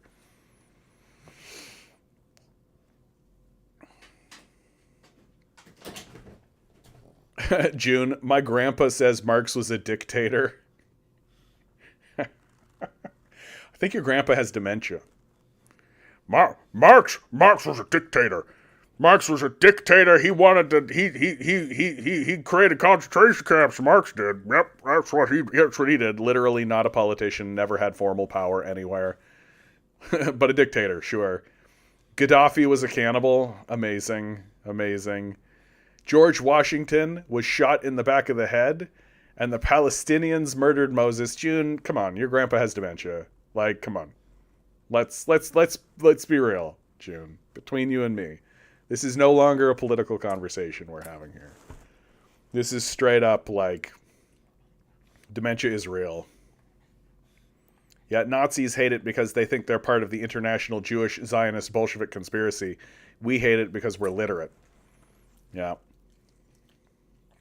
Well, and I mean, look, you don't need to have a political ideology to know that you're on fire.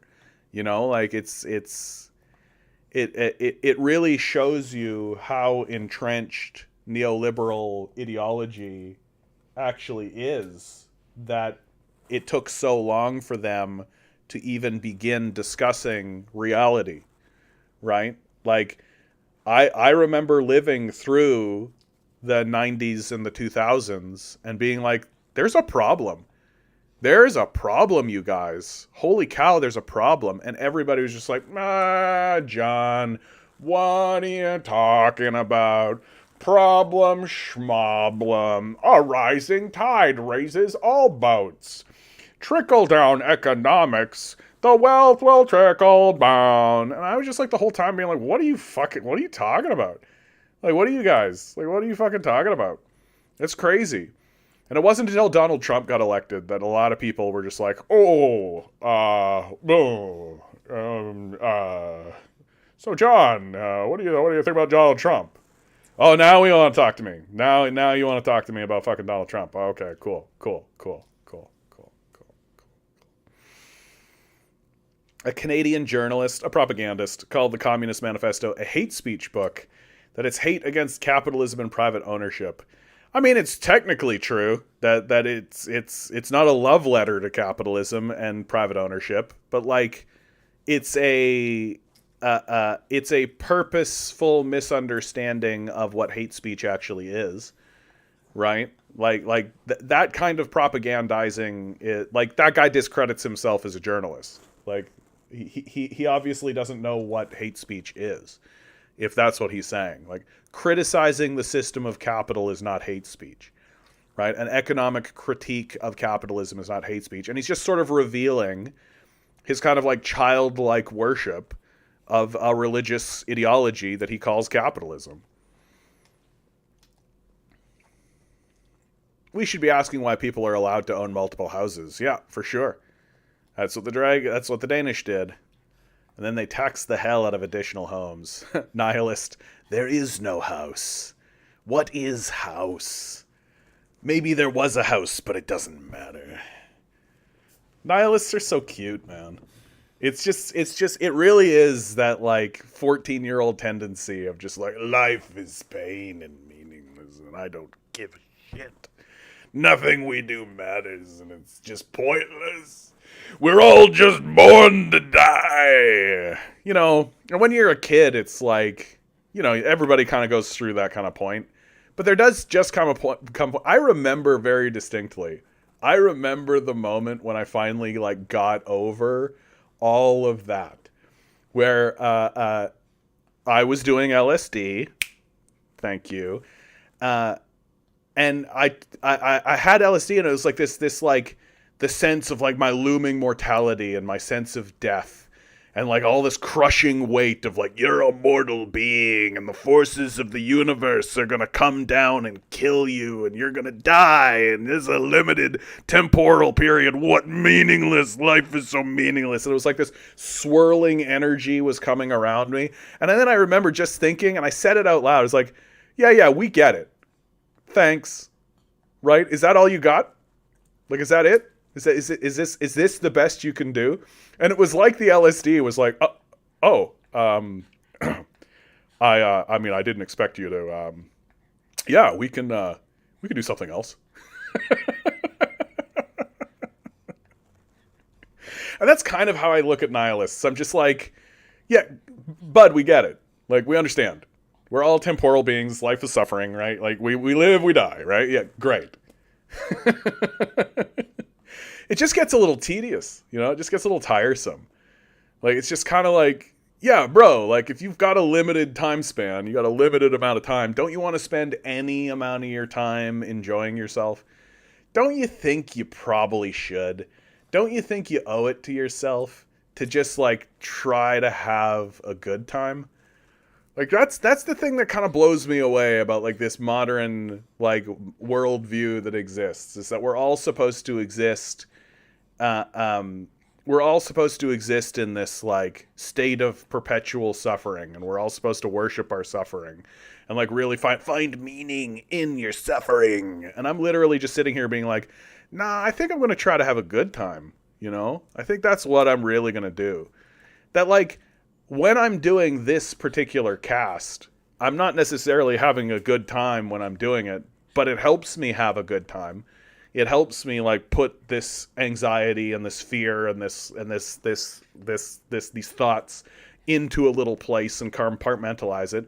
And then you know what I do in the rest of the world? I have a good time, right? I talk to people, I interact with them, I try to make them laugh, we try to have a good time, talk about movies and sports, and like I play video games, right? And like when I'm at work, I'm trying to I like dance and sing and try to make people smile and laugh and have a good time when they're there, right? Because like, what's the point of walking around being like, life is pain in a swirling abyss of an eternal entropy down into nothingness. This is for nothing and it's totally pointless. And it's like, it does feel kind of arrogant. There's like an arrogance to it. It's like, because you don't know. Like, you don't know. You're just like a little monkey, like running around on a floating rock in space. Like, you don't know fucking nothing. Like, you got nothing, man. Like you're literally just a guy being like, yeah, I understand what's happening and I see fully that it's pointless. Like it's such like a self-centered worldview that like my death is the worst thing that could ever happen in history. There's nothing. And so these people, these nihilists, they spend their whole life grieving their own death, and it's just like masturbatorial at the highest possible level. It's just a guy just being like, I'm gonna die, oh, get over it. Yeah, we're all there, dude. Like, we get it. Like, maybe, I don't know, eat some ice cream. You know, have a candy bar. Like, just eat a handful of berries. Like, drink some water, have some fruit, go for a run, get some oxygen in your lungs, come into reality a little bit. Go try have sex with a girl. Like, go fucking get out there, right? But just stop, like, polluting yourself with this, like, how could this happen to me? Because that's life, baby. That's just it. You're just here, and nobody knows why, right? Least of all you. Just fucking get on with it and try to have a good time. Like, why do you gotta insist on having a bad time, right? Like, what? Come on, go watch a movie. Go watch a bad movie. Go throw popcorn at a screen and go boo to the shitty movie. Just fucking, just go do that shit.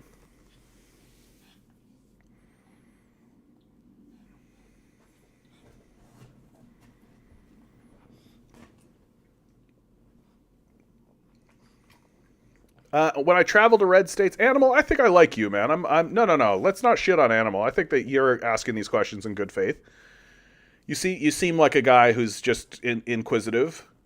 I also find when I travel to red states, I have more fun than blue states. Yeah, red states are more fun than blue states.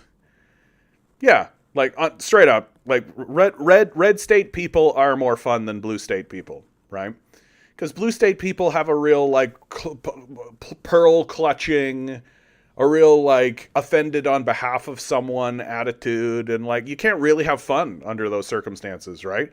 Whereas red state guys are literally like, they'll have fun with nothing. They don't need like a big show. They don't need a big theater. They don't need anything, right? Like red state people are literally like, hey bud, you wanna come out in the truck? I got a 22 and we got some cans. You want to shoot some cans? And you're like, you know what? Heck yeah. I'm from Manitoba. Like I'm from like a red state in although right now it's led by probably the furthest left government in Canada right now, actually, which is interesting.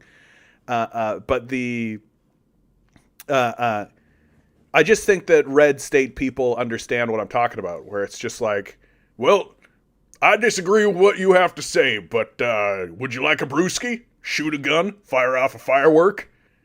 They blow up good. Make me smile. And you're like, yeah. Yeah, okay, bud. I don't need to think about that. Let's go. Right?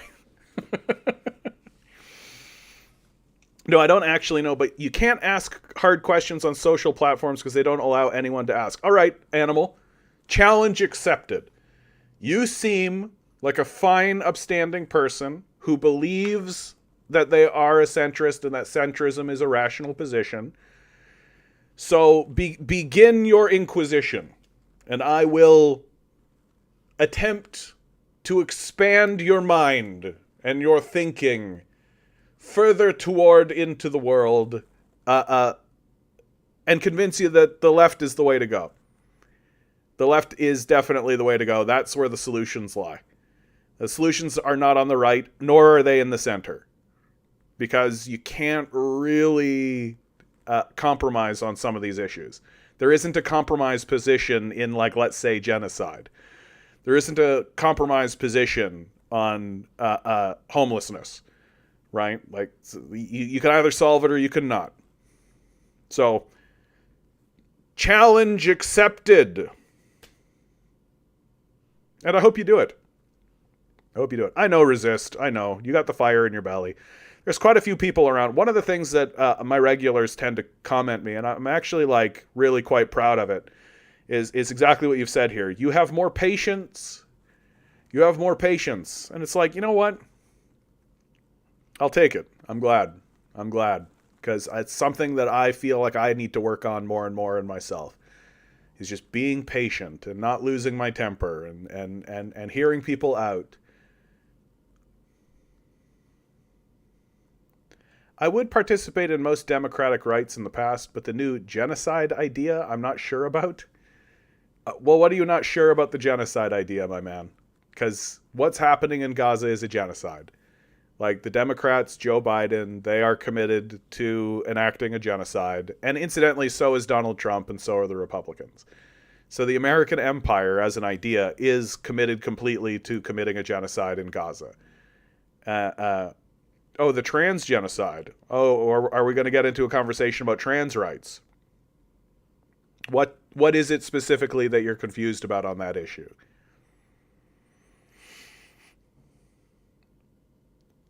Genocide or war? What are the limits of a war to become a genocide? In no way is it a war. Like, come on, let us not fool ourselves. You cannot have a war where one side can turn the other side's electricity off. That's not a war. There's no war where one side can turn the water off. There's no war where one side doesn't have the ability to make ammunition, right? That's not a war. Was the Vietnam War an American genocide of 2 million people? I mean, I would describe it that way. Like, I would. Is the Russian war a Ukrainian genocide? No. And I'll tell you what the distinction... You know what the distinction actually is for me? And what's very convincing for me is in order... Like, legally speaking, if you want to go to the Hague, and if you want to argue in front of the Hague that what we're seeing is a genocide, then you need to be able, to defend it as a, you need to be able to defend intent. You need to be able to show intent, the intention to commit a genocide. Because, okay, let's talk about the Holodomor, because I think that that's a great place to talk about. There's literally no evidence that the Soviets intended to do a genocide in Ukraine during the Holodomor, right? And there's not a single statement made anywhere, right? Genocides are gigantic projects. You don't just do a genocide. You don't just stumble into a genocide. Right? You don't organically create a genocide. They are enormous, massive, cultural, military, governmental, bureaucratic projects. You need heavily organized people who are communicating openly that they intend to do it. You need to do speeches. You need to write policy papers, right? You need to have conversations. You need to have debates. You need to put forward the ideas. Oftentimes there is an opposition, right? The people who are experiencing the genocide make statements in opposition to that genocide. None of that exists in the Holodomor. That very, very clear. And in fact, we have statements coming out of Joseph Stalin himself saying, hey, we got to do something about this. This is a crisis. We got to do something. And frankly, the proof is in the pudding. The second largest cohort in World War II were Ukrainians. There's no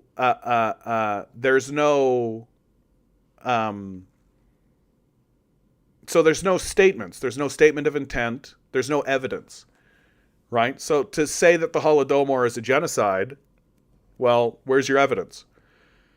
Like, where's your evidence for real? It's not rhetorical. If you can show me the evidence, I'll change my tune. But I base my opinion on evidence. Genocides are against people. Wars are against state. Palestine war is an Israel state versus Palestine state war. It isn't just, let's not declare war to state. Let just the people come first. No, I think that, no. I don't take this seriously at all. That, like... Wars are a clash of societies against one another, right? Whether you want to define that as the state or the people or whatever, right? Like they are always organized military forces against organized military forces. And what makes it so obvious in this case that the Israeli that it's a genocide that's happening in Gaza is that there really isn't an organized military force. Like, Hamas is not really an organized military force. They're like a loose coalition of guys, but they don't have productive capacity. They have no supply. They've got no electricity or water because the Israelis can shut it off. So, like, to call it a war is, and we've got plenty of evidence to show that the intention of the Israelis is to commit a genocide, right? We got plenty of evidence, plenty of statements out of Netanyahu, plenty of statements out of the bureaucracy, right? Overwhelming, and you could just read the ICJ document. There's a YouTuber by the name of Noah who did a video recently where he went through the ICJ document and was just like, yeah, this is like overwhelming evidence.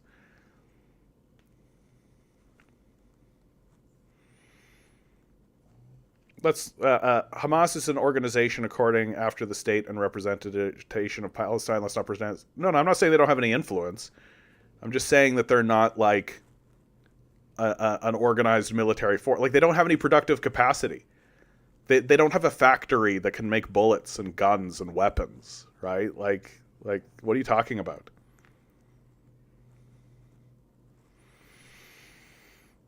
Animal rights. In general, the left is on point when it comes to human rights or trans rights, but the far left seems to create a cultural revolution that the right seems to be about. So why not have a more peaceful revolution for trans people and less of an enforcement and cultural revolution when it comes to bathrooms that parents would be more on board to change? Yeah, where is this violent trans revolution? I mean, like, the violence seems to be coming from people who are passing legislation to, like, strip children to make them play sports. In Florida, trans kids can literally just be taken away from their parents, right? Like, so I don't really know what you're talking about. Like, are there people who want to do things in order to move the culture? Now, one of the things that you've said that I actually do tend to agree with, and I think the left is primarily guilty of this, is that the left seems to think that it can make moves and that the society should just follow up, and that if they don't follow up, then they're bigots and we can dismiss them. And it's like, no, like I think that people need a minute, and I think that that's reasonable. I think it's reasonable that your, like, drunk 80-year-old uncle who thinks that, who literally, when the gay rights movement was happening, was saying it's Adam and Eve, not Adam and Steve, like that kind of shit, right? And he shut up about that now because he sees that he's going to get screamed at about it, and even his, like, own sister is like, come on, Brad, like, shut the fuck up about it. Like, yeah, it's going to take a minute. Like, he's not just going to be like, yeah, girls can be boys, I guess. Like, that's not what's going to happen, right? Like, and so I think that there is like a more patient kind of thing, but the force that had the malevolent force in the conversation is 100% coming out of the right. You could just take a look at Matt Walsh, right? You could just take a look at Matt Walsh to see that that's true.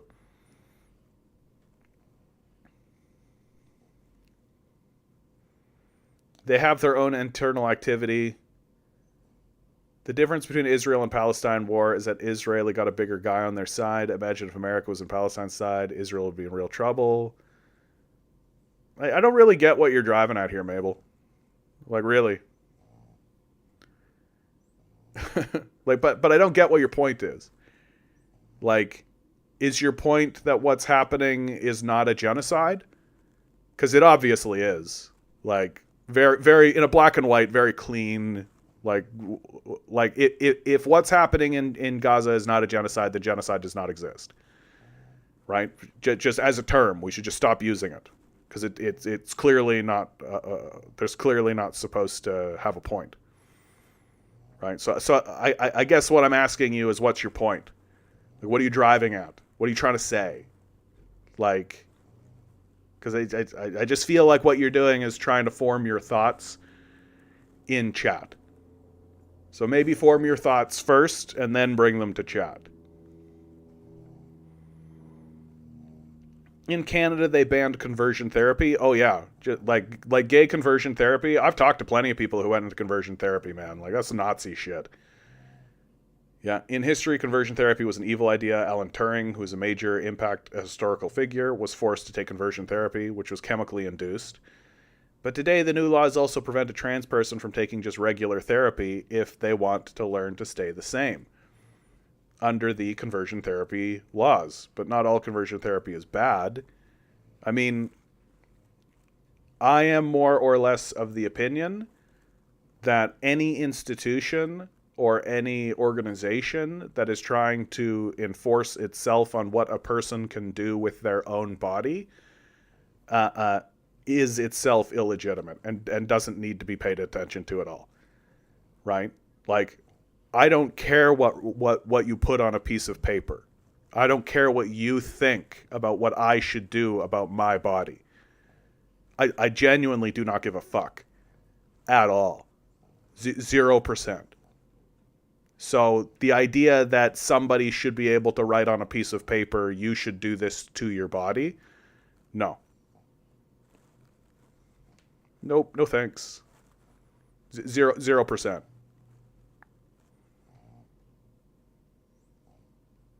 Like, if you want to cover yourself in tattoos, if you want to get an abortion, right? If you want to change the way you present yourself from masculine to feminine, right?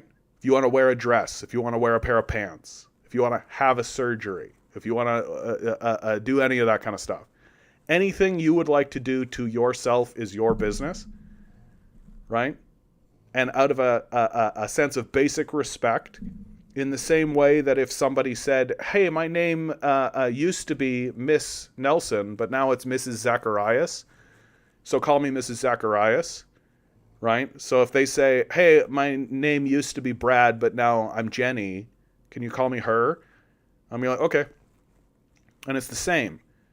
Now, that doesn't mean, so slip-ups will happen, right? So like when somebody goes from Miss Nelson to Mrs. Zacharias, you're still going to be like, Miss Nelson, oh, and then she'll be like, no, it's Mrs. Zacharias. I'm like, oh yeah, I'm sorry, right? And then you'll continue on. But if I were to stand there and be like, your name's Miss Nelson, and I don't give a shit whatsoever, it's Miss Nelson. If that's what I was going to do, yeah, I think she'd have a right to be upset about it, right? And I think that everybody would look at me like I was a fucking dingleberry, because that's exactly what I am.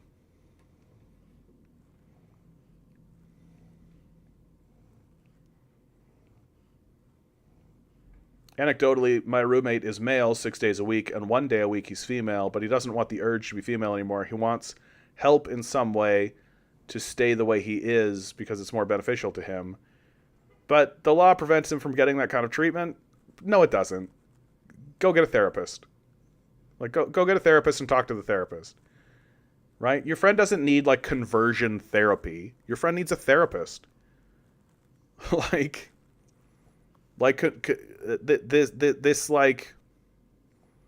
this idea that we need to have this like conversion therapy or conversion kind of thing, which is like trying to clamp down or something. Just go get a therapist. The therapist tells him to convert. He chooses not to. Okay, well then talk about it. Like, no, it sounds to me like this is pretend. Like this like conversion therapy is literally about not taking your kids and putting them in like a Christian concentration camp. The idea that like a full-grown adult can't go talk to a therapist about their trans issues, like, no. Like, the laws are not preventing it. It sounds made up. It sounds like nonsense. Go get a therapist. Go talk to a therapist. Be an adult. The new laws took conversion therapy to a new level. It's not made up. Okay.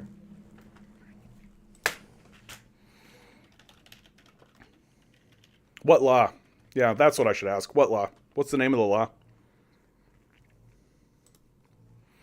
Because this sounds extremely, extremely made up. Right?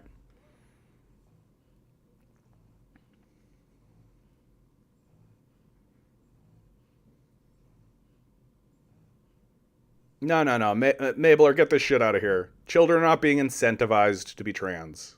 Like, that's such a trash perspective.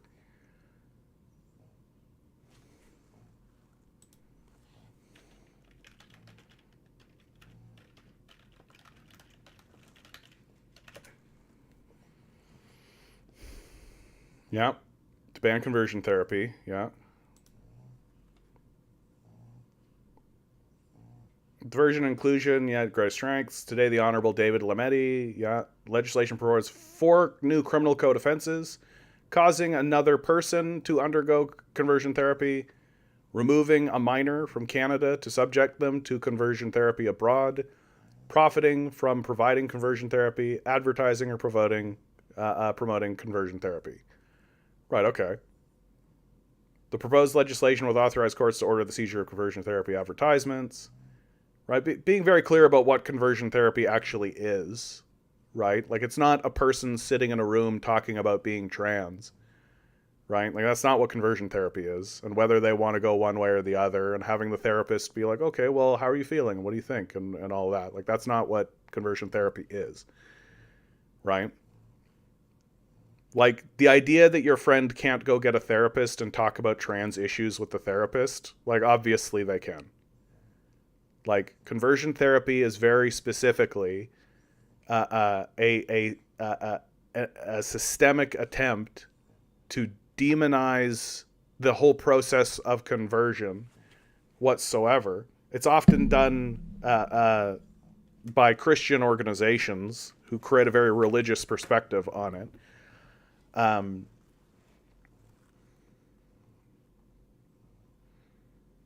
Conversion therapy also includes helping someone that doesn't want to take the medical procedure. Doesn't seem to be the case. The legislation proposes 4 new criminal code offenses that would prohibit causing another person to undergo conversion therapy. So sitting down and talking to a therapist about being trans and discussing the subject of conversion, should I, shouldn't I, how do I feel, all of that, that's not causing another person to undergo conversion therapy. Removing a minor from Canada to subject them to conversion therapy abroad, that's not that. Profiting from providing conversion therapy, that's not that. Advertising and promoting conversion therapy, that's not that. So sounds made up. Sounds like right-wing hysteria. Right? That's what it sounds like. Sounds like it's right-wing hysteria designed to convince gullible people that what's actually happening is somehow an offense to trans people or trans rights. When very clearly what this law is designed to do is it's designed to prevent parents from taking their kids out of Canada in some cases and abandoning them in camps where they get indoctrinated into believing that they're bad because they're trans. Right? Like, literally no judge or legal person anywhere is going to hear a case where it's like, I sat down and talked to a therapist about being trans and I didn't know whether or not I was going to convert and they were giving me advice and hearing me out. And so I want to sue them. Like, nobody's going to take that shit seriously because that has nothing to do with conversion therapy. Like, I bet you if we continue,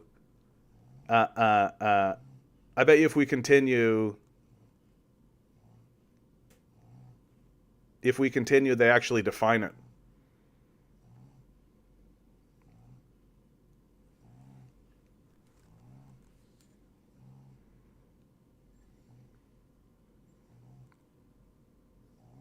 Right. Like, because it's not the role of the therapist to convince anybody of anything. Right? Like, it's not the role of a psychotherapist to convince somebody to go have sex with a boy. Right? It's not the role of the conversion therapist to try, or of the therapist rather, to try to convince somebody that they're gay. Right? That's not their role. That's not what they're supposed to do. It's not their job. Right? Their job is to help a person guide through their own life and to sort their own life out and to help them sort their own life. That's why like the traditional thing with therapists is like, well, how do you feel about that? How's that making you feel? What do you think about that? Right? The therapist is not there to convince anybody of anything. Yeah, I mean, obviously it's going to lead to difficulty, right? It's like anytime any new legislation comes in, like people just don't want to touch it. They just don't want to get involved in it at all.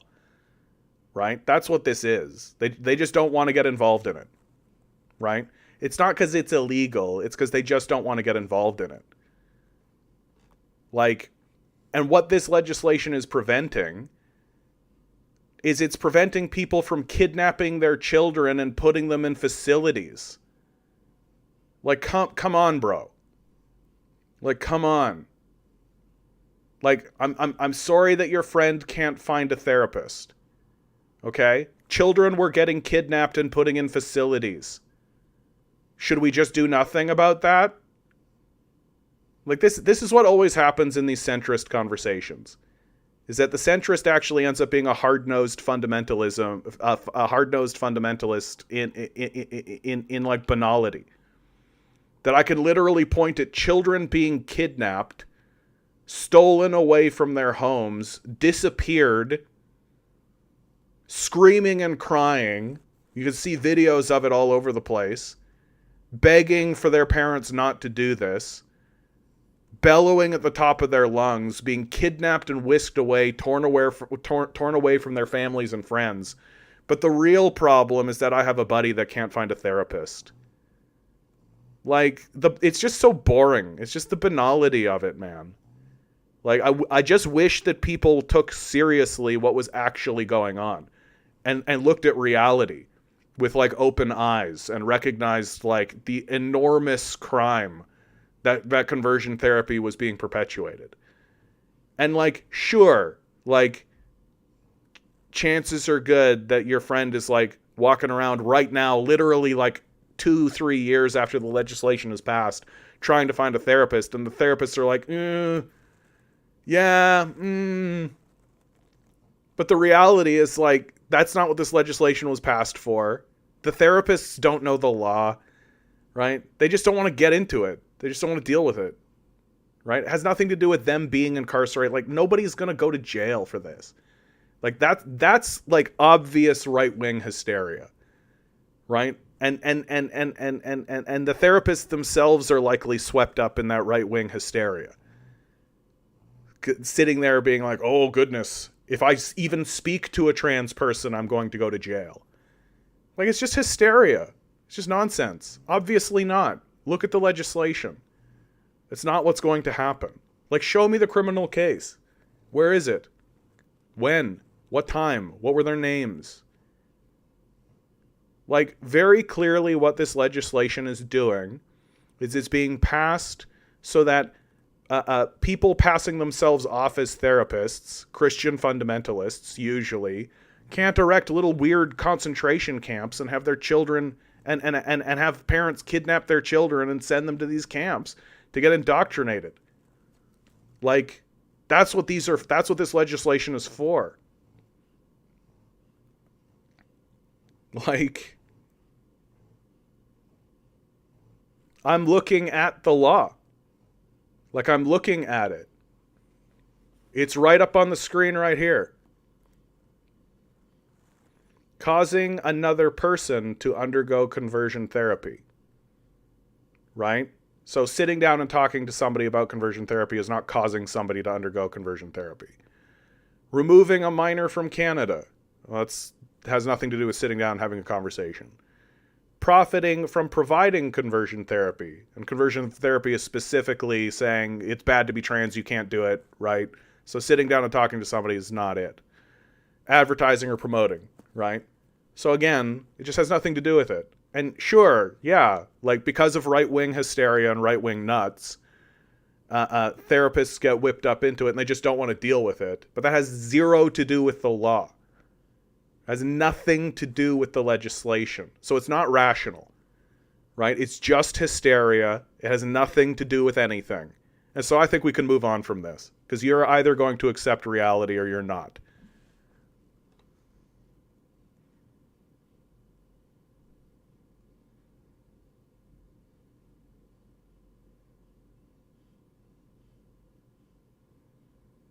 Oh yeah, this NAMBLA shit. These people should go to jail for sure.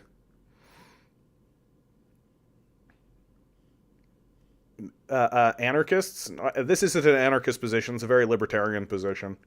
I don't see any anarchists making this claim. It's a very libertarian position. Children should be free to love who they want. Yeah, because kids can consent, right? We have an age of consent for a reason, right? and the idea that we should not pay any attention to the age of content.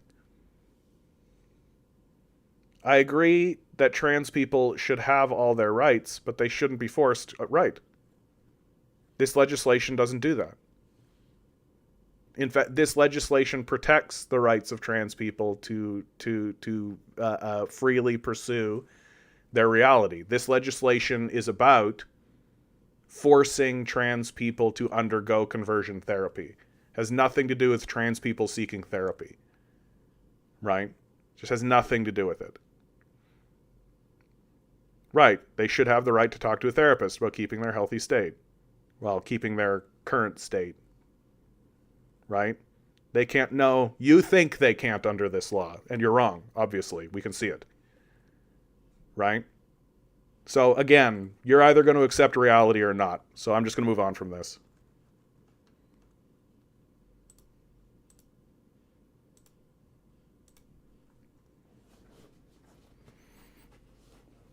No, it's not a left take at all. Show me one leftist. Where are they? Where's the person? I mean, besides like Vosh. Like a fake pseudo-leftist. Like... Yeah, Dylan CIA Burns. Was this pro-NAMBLA anarchist server by any chance Vosh's? Yeah. See? Yeah. See, the Vosh strategy, it works, right? Vosh is an FBI asset who exists specifically in order to besmirch the good name of leftists.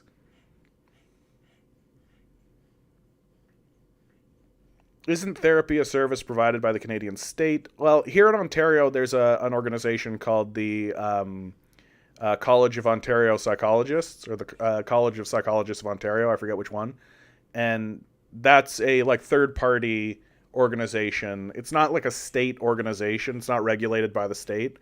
But it's like a professional organization that regulates its members. Recently, Jordan Peterson ran afoul of them, and they forced him to undergo Twitter training, right? Which is like nonsense.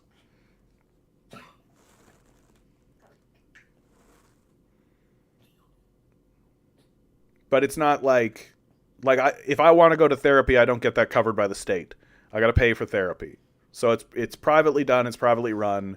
There is a little bit of regulation, obviously. Like the state obviously, like, they want to make sure that, like, hey, you want to sit by yourself alone in a room with vulnerable people and listen to their deepest, darkest secrets. You're not going to be a fucking creep about that, right? Like, there's a little bit of that going on. So you want a regulatory body. You want somebody that exists that's checking in and making sure there aren't people who are like, you know, sick weirdos and creepy pedophiles and like oddball strange guys building little weird creepy cults, right? You want to make sure. Where's the case, Animal? Because, I mean, you just sound kind of hysterical, frankly, at this point. Like, you just sound like you're rooted in hysteria. Oh, God, the government's going to come and it's preventing trans people from... Nope. Where's the case? Like, where is it? Let's look it up. Where is it? What case? What therapist went to jail because they wanted to sit down and have a conversation with a trans person? Or a trans person was like, hey, I need therapy. Like, where's the case? Like, I just don't take it seriously at all. It just sounds like hysteria.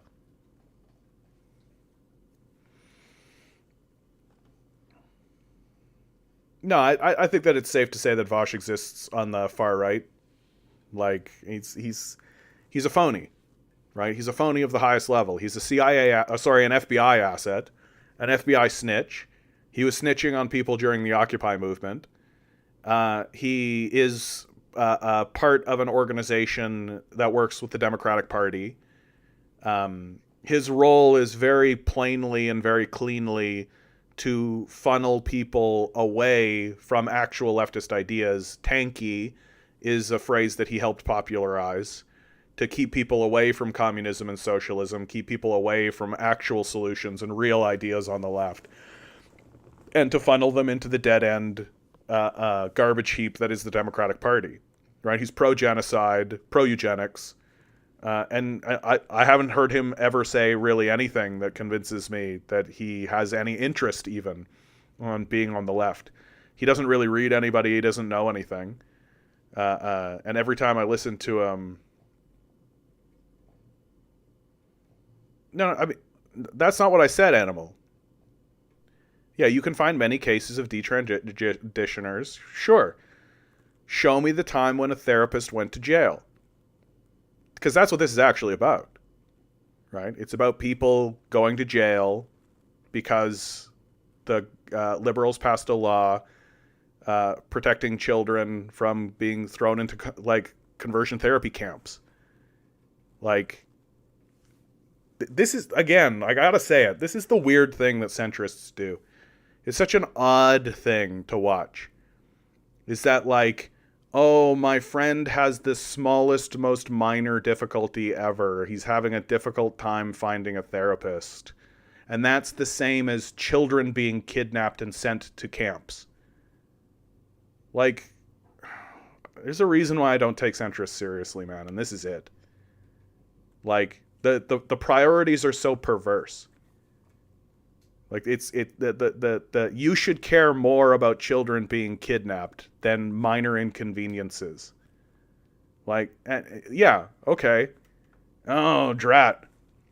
My friend's having a difficult time finding a therapist because hysteria is causing therapists to not want to talk to trans people. Well, okay, stop being so fucking hysterical then. Nobody's coming after therapists for sitting down and talking to trans people. That's not what the law is. And please, for the love of God, show me the case. Well, no. Now you're saying I'd rather you bring up another topic. I'm just playing devil's advocate. No, just stop talking about it. Jesus Christ, dude.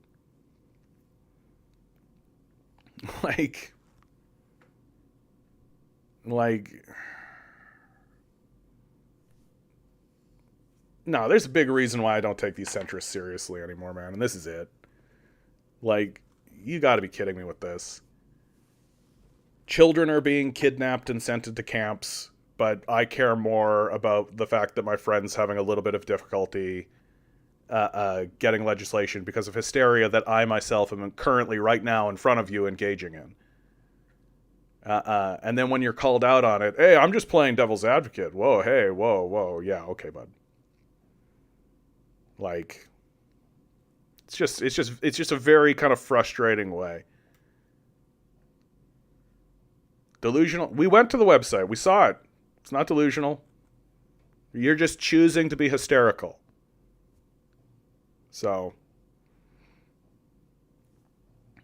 why do right-wingers also argue that gender-affirming care is as easy and ubiquitous as getting pierced ears? Yeah, why are they like this? My God, there already takes years of therapy and psychoanalysis to determine transness. It's not as easy as gumball machines. Yeah. You love social democracy? No, not really. I think that social democracies really only work with the threat of communist revolution. Right? If you have a communist revolution boiling up from the bottom of the society, and the threat of capitalist overthrow, that's the only conditions in which social democracy actually works, right? Social democracy doesn't work otherwise. And in fact, once you cut out, through McCarthyism and through concentration camps in Europe, once you cut out the threat of communist revolution, then the successes that the Social Democrats saw, they stop seeing successes. Right? They don't progress any further. They don't go any further. They stop in their tracks, and then very steadily they become about preventing regression. Right?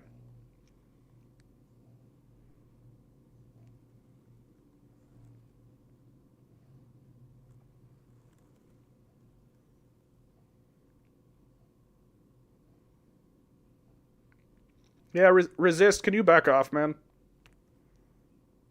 Let this guy talk. He's fine.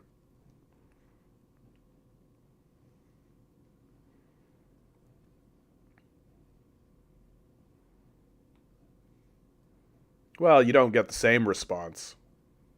Like the response you get from the right is that trans people are unnatural, godless, uh, that transitioning that they should live in their natural state, right? That transitioning itself is abhorrent. That transitioning is actually child abuse. Like that's what you actually get from the right. That's what you really get from the right. Trans people have been sold for $550. What? Yeah, I mean, I don't think there's a lot of like serious conversation like this is when I talk about the trans conversation, I like to think about the gay conversation that happened, right? That at the end of the day, the gay conversation was straight up like straight white men uh, finally asking themselves, "Am I gay?" Right? That's really what that conversation kind of came down to. Am I gay?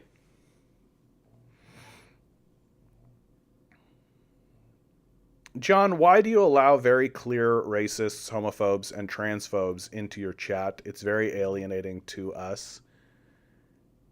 Um, I think these people should be confronted. I think many of them are just misguided people. I think that there is like I think I guess how I look at it is like why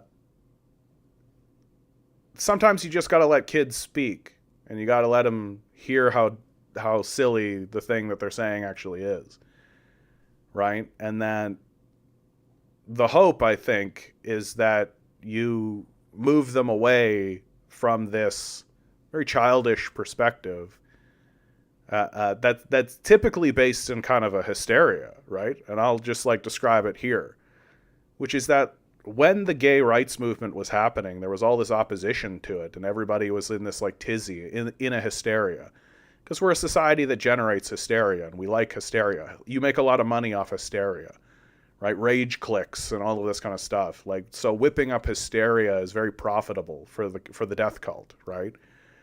Um, and the hysteria that basically surrounded the gay rights movement was it essentially came down to white men asking themselves, am I gay? And asking themselves, is it okay if I'm gay? And then finally they did, and everything kind of just deflated, and it all just kind of went and you ended up with a culture of people who were like, well, I was afraid of it, but now I'm not. And I was really I was against being gay, but now I live and let live, I guess, right? And that's more, or and of course you still have like creepy weird little pockets of it, right? But it's very rare now to find people who are actually willing to stand up and be like, we got to get them queers, right? That's very like rare, and so that energy now has transferred over to trans people, and the trans question is much more difficult. It's a much, much, much more difficult question because it's not simply saying, am I gay? Right? And the answer to that question is like most people actually will say like, yeah, a little. Like it's a spectrum, right? And most people are a little gay, right? But when you're talking about the issue of trans, when you're talking about the trans rights issue, you're asking much deeper questions than that. It isn't as simple as look at a man, say, am I attracted to that man? And go, yes, no. Right? And then to be like, well, I guess I'm okay with that. Right? Because the trans issue asks the question, and Matt Walsh sort of said it, right? By asking, what is a woman? When he's a coward and didn't ask the meaningful question to him, which is, what is a man? Right? Now, what is a man? What does it mean to be a man? What are the attributes of man? And they don't want to meaningfully grapple with the fact that being a man, or a woman for that matter, is a social construct, and that there's an identity there that is just constructed by the society. And they don't ever make the distinction between like sex and gender and like biological sex and the construct of gender. They don't make that distinction because I think it's a little too complicated for them. It's a little too complex. And and so for a lot of these men, it like really, it really attacks their manhood, because they can get into their head that like, well, I can be attracted to men but still be a man, right? But like, what is that then? What is a man, and how do you confront it? And then I think what we're really confronting with a lot of these guys, and you can see it in the movie that they made called Lady Ballers, right? Which the Chapo Trap House guys really pointed out, and I think it's completely accurate. Wasn't so much an attack against trans people as it was an attack against women. And women are the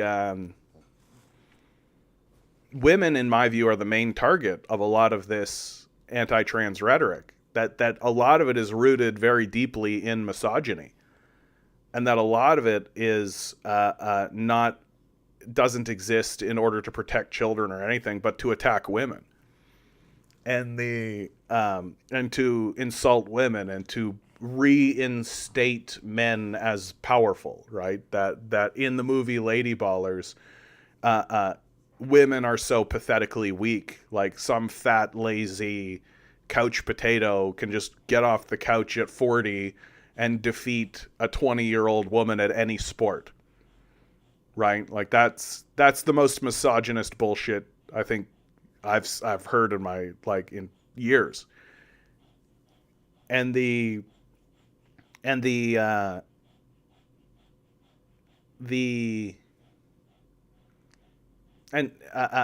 very interesting that like no one seems to care about women who transition to becoming men. That the whole conversation is about men transitioning to becoming women, right? That's the whole center of the entire conversation. Nobody gives two shits about a woman that transitions to become a man. But it's so, in my view, it actually has less to do with the trans people themselves, and it has to do with misogyny. And it has to do with men confronting their misogyny and not wanting to believe that women actually do have parity with men. Because a woman transitioning to be a man makes all the sense in the world. You want to be on the man team, yeah. But a man transitioning to be a woman, whoa, why would you step down like that? Whoa, wow, hold on. Wait a minute. I'm curious what this speaker thinks how late an abortion is acceptable. As acceptable as the woman and the doctor in the room think it should be. There you go.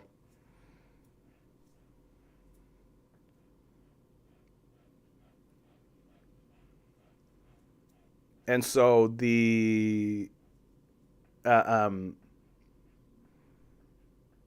I understand why people would be struggling with all of this, right? Because it's not, if you are raised in a highly misogynistic environment and a highly bigoted environment, it's very difficult to confront those things in yourself. And it's very difficult to ask yourself, well, if I am not defined by especially if you have a supremacist worldview, right? Like a lot of men define themselves by the weakness of others, right? That men are strong, which means women are weak, right? Like men will speak about themselves and they'll use these terms, but those terms are only matter if they're reflected in something else, and that reflection is usually a woman. And so here along comes a person who is in the society who is choosing to reject their manhood, right? They're choosing to reject their manhood and instead pick up the mantle of womanhood, of femininity. And if you have this supremacist, misogynistic worldview, that's the biggest insult that you can ever face. There's no greater affront than that, to lay down your supremacy and to weaken yourself, right? Which is their world. Like, this is Matt Walsh. This is like straight up his entire worldview. And I think that people, the reason why, to answer your question a little bit more directly, I think, June, is that the reason why I entertain those people is because I think that they are primarily lost and they've never actually been confronted with it, with the fact that they hold these supremacist, misogynistic, bigoted worldviews, right? That there's a lot of othering going on. And I think that othering actually, at the end of the day, doesn't actually have anything to do with the trans person. I think that they just end up being a symbol. They just end up being the focus. They just end up being the litmus, the lens for which they view this issue in, and they become a way to project their supremacist, misogynistic bigotry into the world and they do that without recognizing that that's what they're doing, right? They think that what they're doing is good and strong and powerful and important, and defending manhood. We've got to defend the sanctity of the Western man and all of this kind of nonsense, as if any of that actually exists. Right? In the same way that people venerate money, a non-existent force, like it just doesn't exist. They do the same thing with manhood, like they're willing to destroy everything around them to do it. So I think that these people should be confronted more seriously. I think that it's not really helpful to simply say, oh, you're a bigot, get the fuck out of here. Because, well, where are they going to go then? Well, they're going to go talk to the bigots. And the bigots are going to be like, yeah, they were mean to you, weren't they? Yeah, they're just jealous of you. Right? They don't see how big and powerful and strong you actually are. They need to tear you down, right? And you need to secure your manhood. And you are the hero of your own fate. So, I think that these people need to be talked to.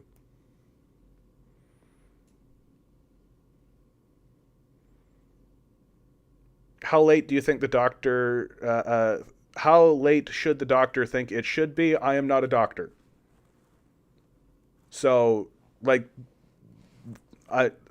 this is the thing. I believe in experts, right? That if somebody has an expert opinion and they talk to their community, right, the community of doctors and the organization of doctors alongside with the pregnant woman who is experiencing the pregnancy, I think that these people know more about the subject and know more about what's going on than I do. So I don't have the training, the position, right? Like I don't have an opinion, right? And if I was in a position where I had a pregnant wife or a pregnant girlfriend or a pregnant partner, right? Well, I would listen to what she wanted. And I would listen to the doctor. Because at the end of the day, my wife is pregnant. And this expert who's dedicated their entire life to this pursuit knows far more about the conversation than I do. And my imagined perceptives of whether or not the form of cells that are in my wife's body are a person or not are completely irrelevant. It's just not a part of the conversation as far as I'm concerned. Like, I'm going to do what's good for my wife, and I'm going to do what's good for, and I'm going to listen to the experts. I'm not going to hold on to magical belief or magical thinking. And so, and I think it's foolishness to do anything else. Yeah, and speaking of foolishness, right, the doctors react to the political views of their state. It's not based on medicine. Right, what a joke. Like, as if there aren't massive institutions, as if there aren't massive organizations, right?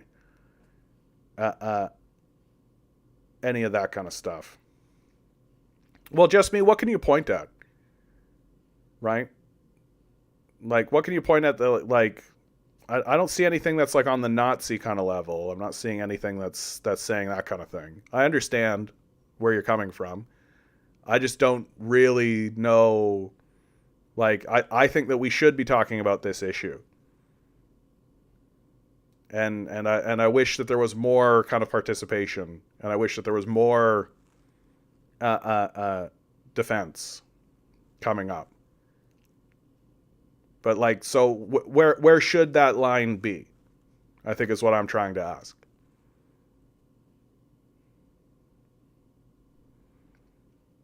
Yeah, I mean, like, obviously doctors have major medical organizations. Like the idea that that doctors, like, we're one step away from just getting into anti-vax stuff, right? Is that what's coming? We're just gonna start talking about anti-vax stuff and how how it's the pandemic, right? How far am I willing to take it? Do you want your cultural revolution to the point where it reaches a civil war? I mean, there is going to be a civil war coming. Like, that's obviously coming, but that's going to be along economic lines.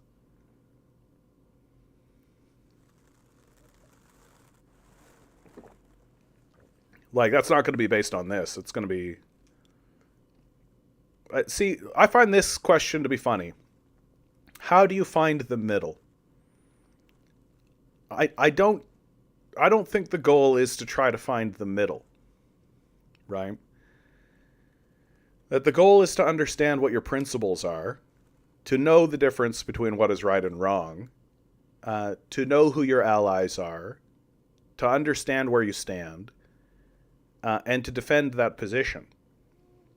And uh, uh, if you are doing things to build life, to support people, to build community, right? Then, like, and there are a lot of issues in the world where there is no middle, right? Like, like on this issue right here, uh, uh, on this issue, there's no middle. Where's the middle of this? There's no middle.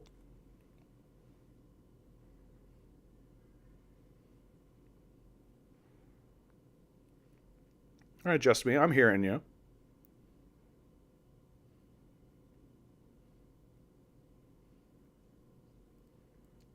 So, what would you be describing as abuse? Because I certainly don't want to see that, and I don't want people to be abused. Like, what is it that you look at? Like, I'm genuinely asking because I want this to be a safe space for people of all diverse backgrounds and in all positions. And I feel like I do routinely get pushback from regulars. And my position is that I think that we should be having this conversation, but I am hearing that it's not, like, is that not valuable? Do you think that that is not valuable? And that where should that line kind of be?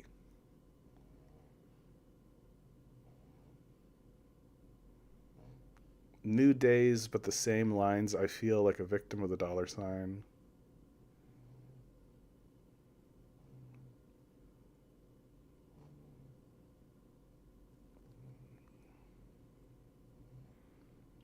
Most people believe no abortions after 21 weeks. Do you agree with that? Again, like, my opinion on that is not relevant. It's not like what are the doctors saying? What is the pregnant woman saying? Like, I know that that's kind of a frustrating position for you, right? Because it sort of it means that there is a less concrete reality for you to plant your feet on, right? Like, it's no, and I'm giving you the answer, right? That it's not our position to answer that question. That is the experts and the woman who is pregnant, right? Because what you're going to find, and I'll give you exactly the reason why this is the case, why should be. Oh, is that what happened? Did I just miss this?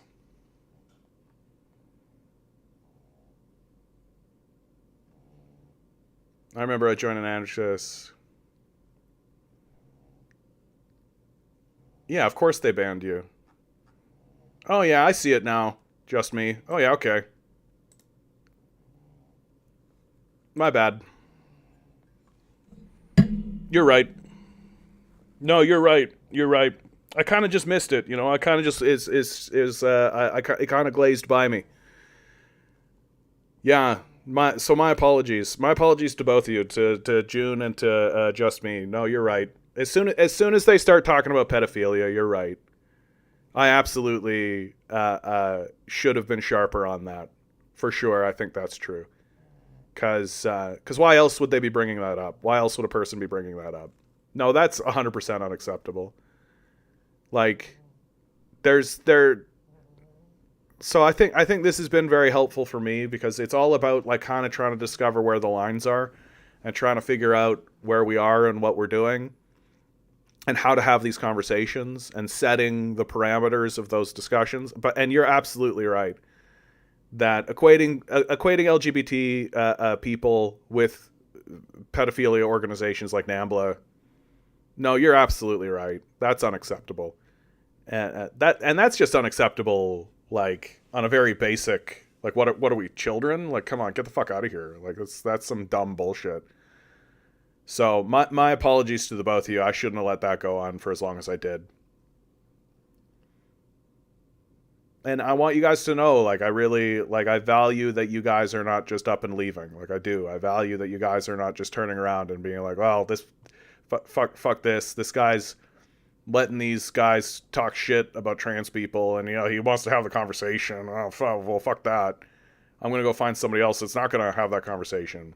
Well, I do find that the conversation, well, I hope anyway, the conversation is valuable. I do think that there needs to be clear, like, there are lost causes, right? There are people that you're just like, oh, you're like kind of like a creepy little Nazi weirdo.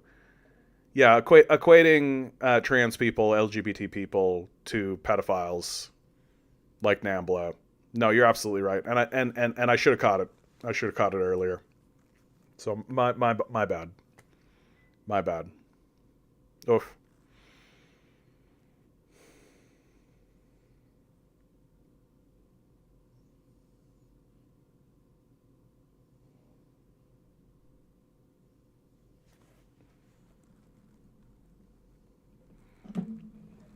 Well, I mean, there is like kind of the hope that it's not imaginary, right? Like, there is kind of the hope that people are going to be able to change their perspective or change their worldview, right?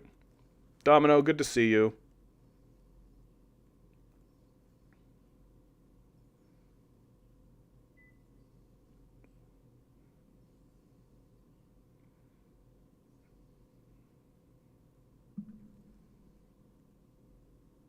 Look, again, on this issue, like, there are issues in which there's like, I'm so sick and tired of listening to right wing commentators talk like they know anything. Right? That's what's so annoying. That's what was annoying about the COVID period. That's what's annoying about the abortion issue. Right? Because you know what actually happens when you start trying to pass legislations around abortion? So, okay, let's say we follow this line. 21 weeks. No abortions after 21 weeks. Well, there's always 100% of the time going to be an exception to that. There's always going to be a situation. There's always going to be something where someone is going to be experiencing something that the legislation did not account for. Right? There's always going to be something. And so what ends up happening is pregnant women, go through horrific events where they have to end up carrying dead babies to term to give birth to a dead baby. Where women die because there's a problem with the pregnancy that could only be resolved through abortion, but the abortion is illegal, so the doctor can't do it, and so the mother dies, right? Like, there's all of these kinds of things that happen because pregnancy is complex. It's not easy, right? It's not a simple thing to see happen. And so what happens is that these far-right nutty Republicans, right, these kooky nutbags, pass all of this religious legislation, making it so that the doctors can't do their job, right, putting shackles on them. Women die. Women experience massive trauma. And then the legislators see the horror that they have inflicted, and so they start putting exceptions into the legislation. And then eventually they put so many exceptions into the legislation that the legislation might as well read, abortions will be done at the discretion of the doctor and by the consent of the mother. But to get there, these kooky fascist right-wing Christian fundamentalists need to kill a bunch of women and traumatize a bunch of women in order to get there. Whereas the rest of us, grown-ups, who use evidence in their decision-making, go, yeah, abortion should be done by the advice of the doctor and the consent of the mother. 100% of the time, no exceptions. No need to have a legislator or a bureaucrat or some guy in a pub stepping in and offering their opinion, because their opinion does not matter. It is not valuable. It is not required. It is not necessary. It is pointless. Abortion should be done on the advice of a doctor and the consent of the mother. 100% of the time, nothing else. And anyone who tells you anything else is a creepy, weird little fascist who needs to get the fuck out of the conversation and actually go read their fucking Bible.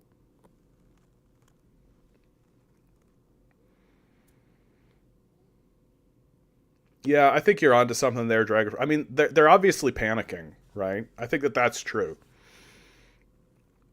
I think that the power structure is 100% panicking.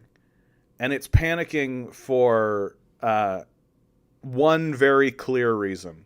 And I think I have figured it out, which is that the Gen Alpha as a cohort is way smaller than Gen Z. Like, the boomers were huge. Gen X was slightly smaller. The millennials were actually a larger cohort than the boomers. Gen Z, smaller, right? But in that same kind of dynamic. But now Gen Alpha is like, whoa. And it's so tiny. It was so tiny. Right? It was so fucking tiny.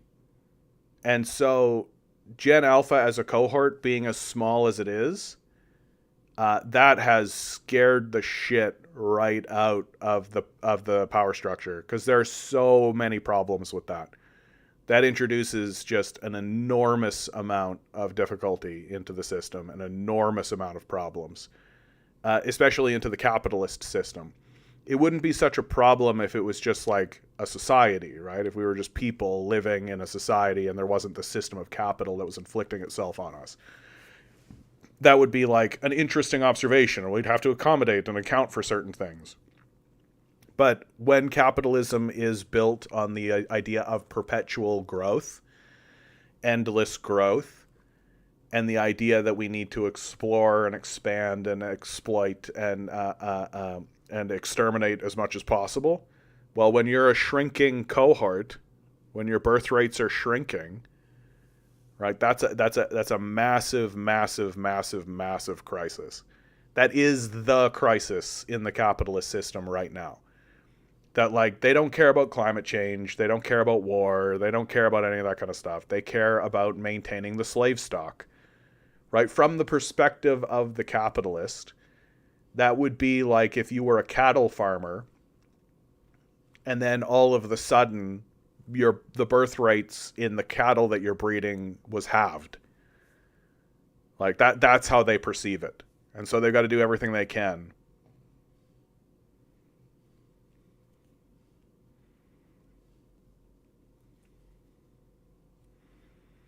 Well, Animal, you just said it. The speaker has done a pretty good job of answering my questions, but I should still be able to ask them. No?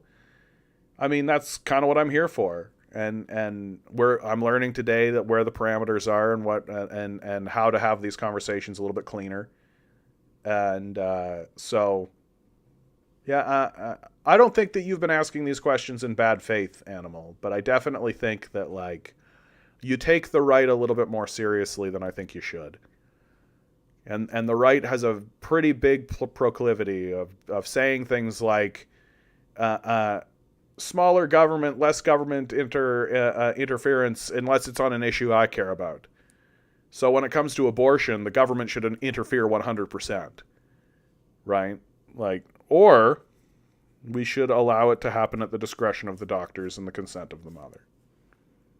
But that empowers women. So,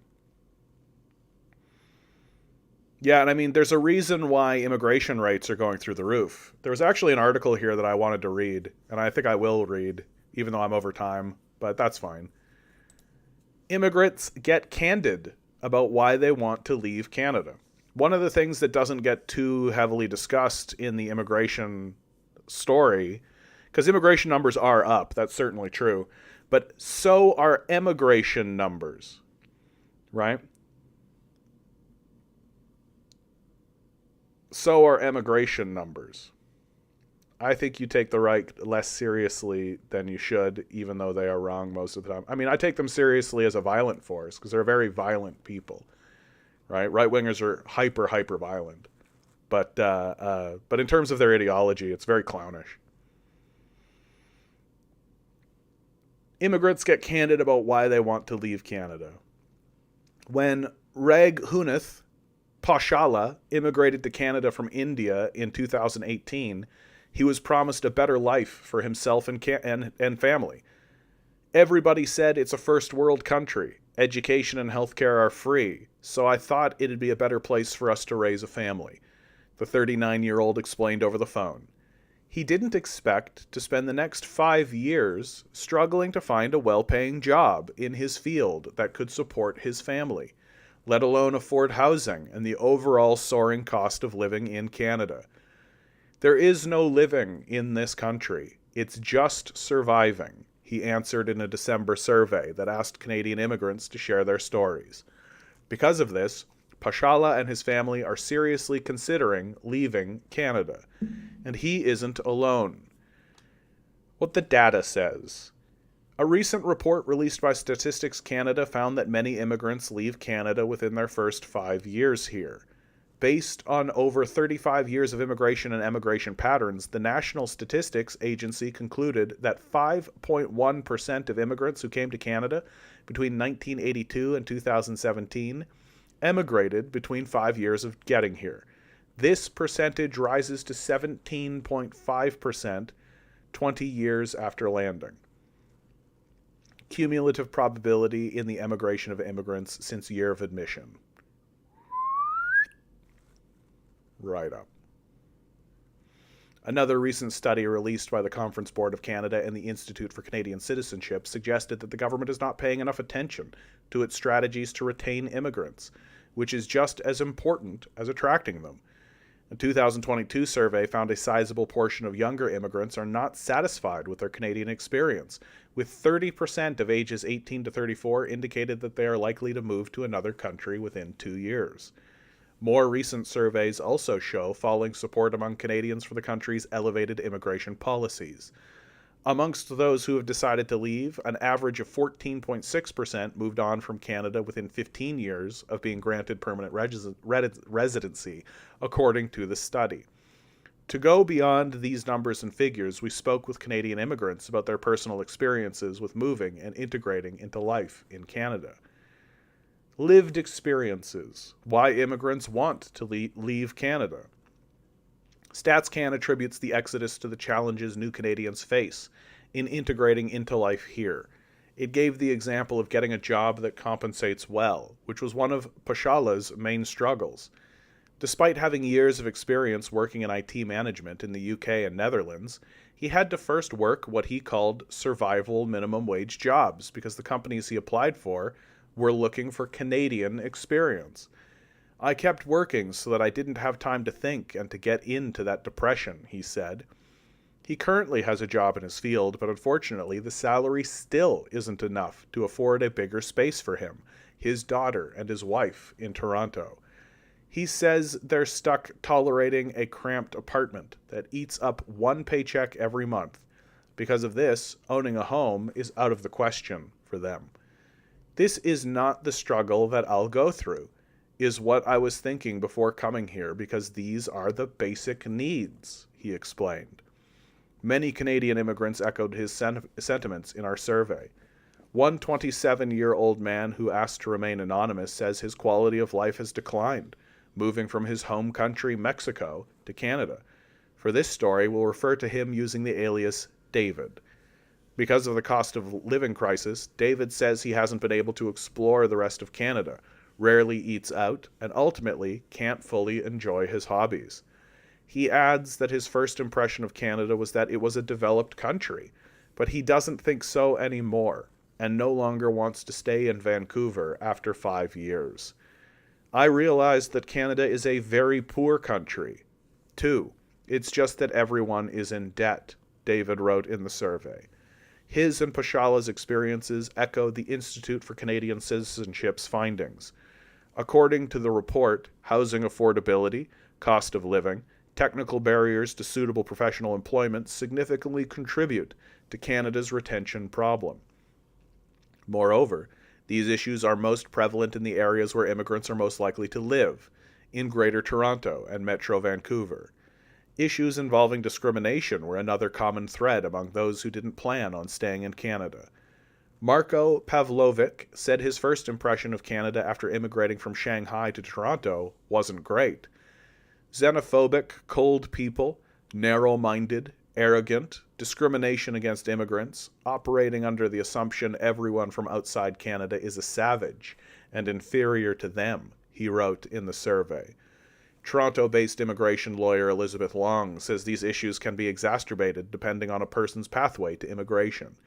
She compares the differing challenges between people who come to Canada as temporary residents versus permanent residents.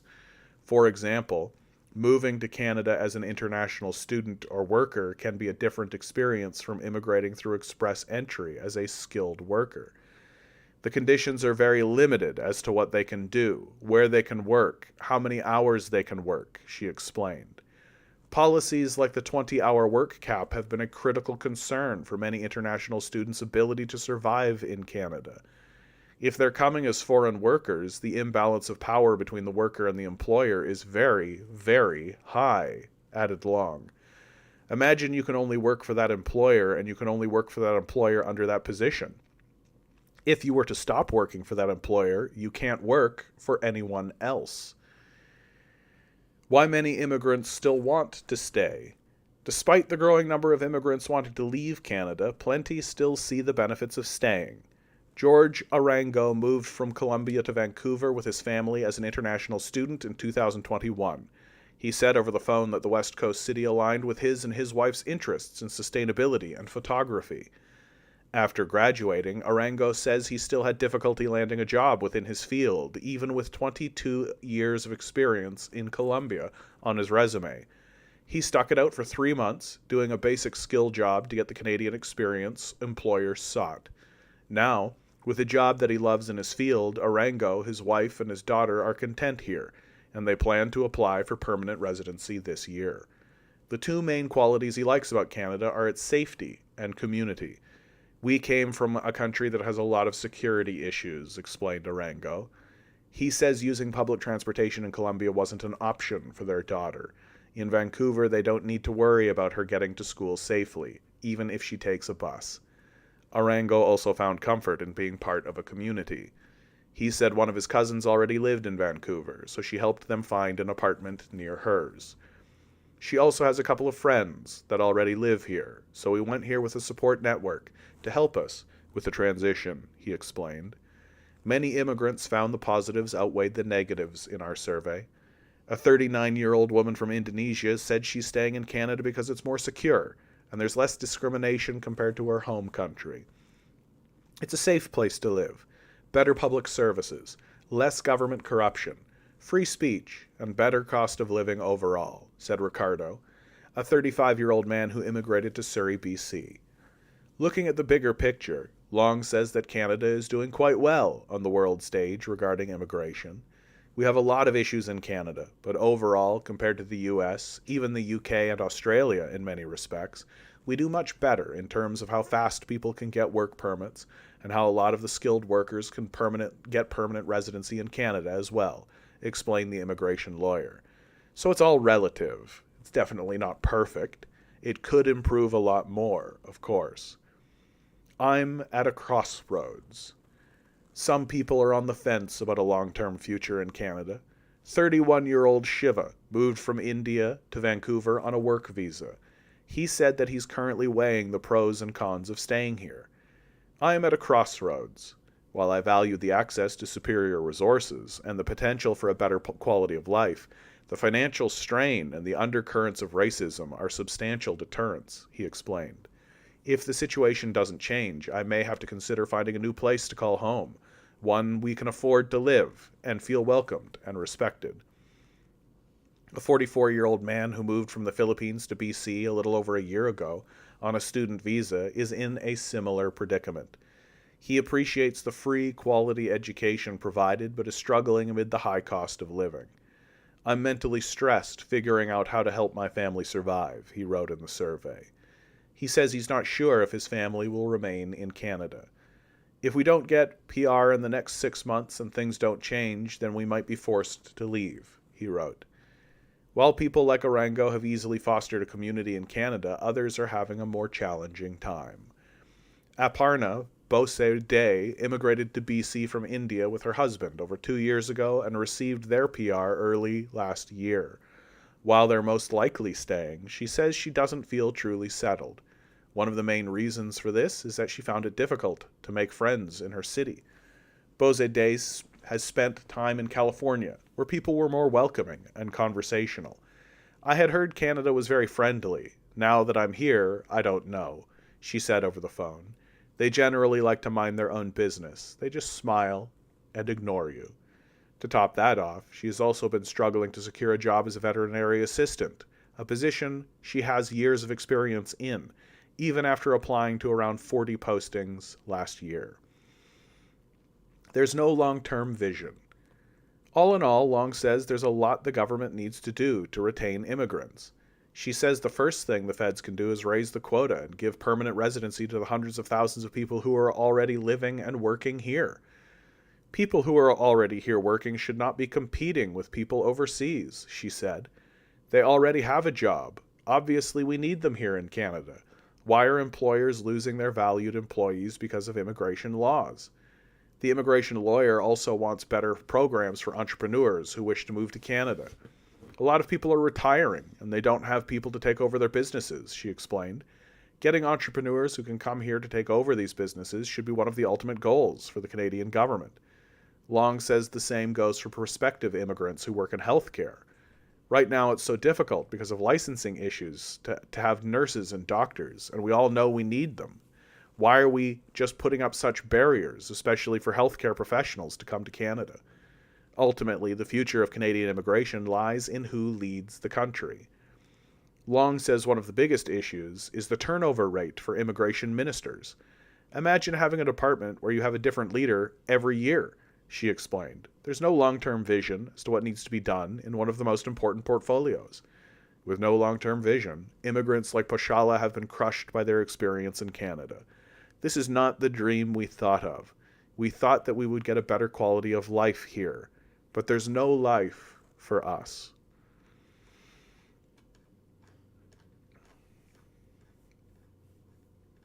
And I think that this is something that's starting to get, uh, uh, to me, the issue is not actually about immigration at all. That to even have a conversation about immigration to me is a bit silly, frankly. That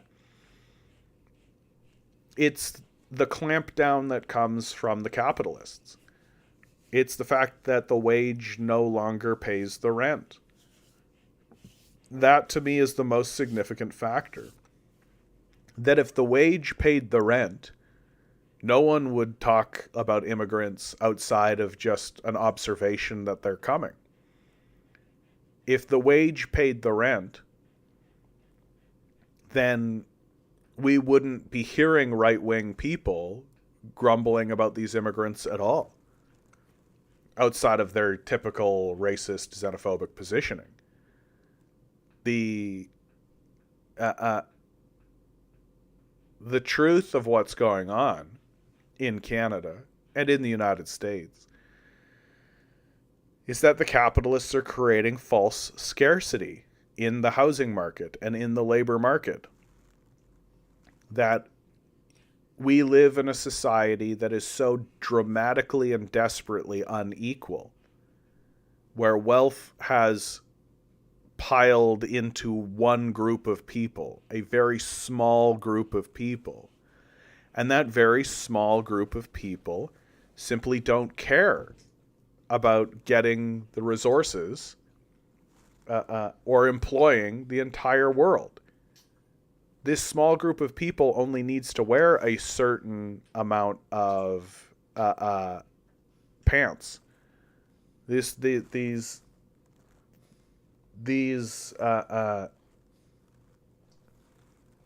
they don't need 2,000 televisions. They don't need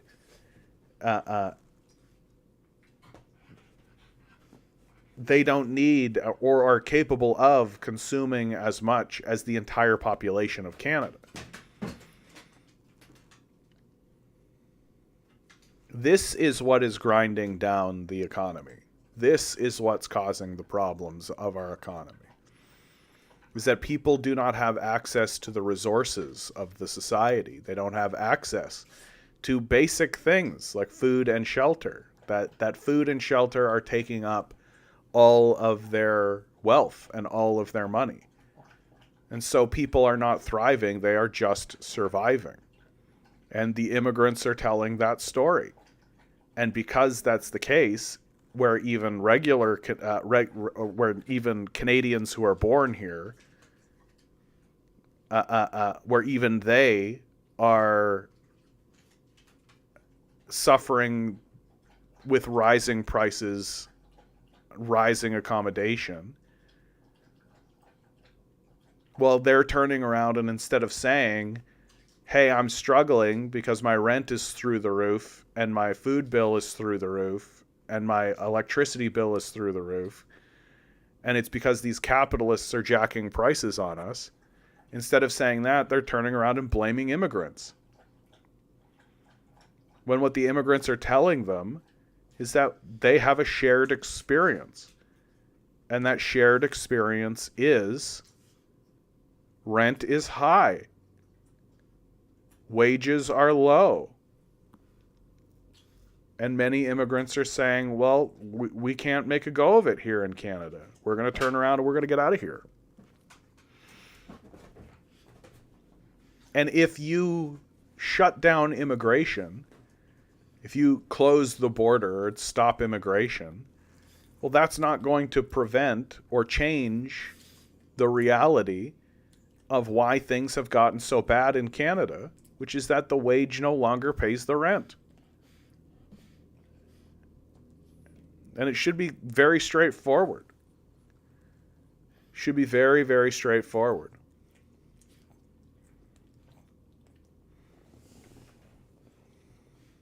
This is the WEF plan. It's not just America and Canada. It's happening all Western nations. Australia also has a housing crisis. Yeah, I don't know how much it is tied up in the WEF. I mean, I think that a lot of the bad ideas that the wealthy have get articulated at the WEF. which is just like a bad idea factory. The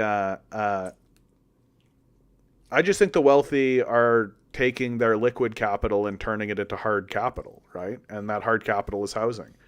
And many of them, I think, are using the housing markets in Canada in order to launder their liquid capital.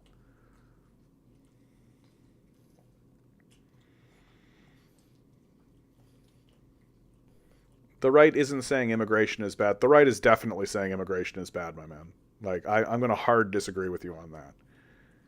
Like, and sure, they'll talk about illegal immigration all day long, but like you don't erect like the border that they have in the United States, like the border crisis that's happening in Texas, right? Is a That's like desperately serious. Like it's and there are plenty of people in the right wing conversation, like straight up Kamala Harris said, "Don't come here." Right? Like just straight up, don't come here.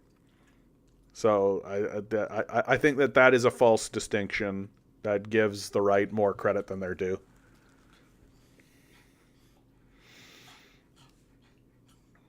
Do you think lockdowns for 2+ years was reasonable? I loved the lockdowns. I'd love to go back down into the lockdowns. The air was cleaner. The earth started to kind of reclaim territory. It was the first time in our nation's history that we actually reduced emissions, showing that the reduction of emissions is completely possible. We could definitely do it if we wanted to. I think it introduced a work from home culture that I think is very positive.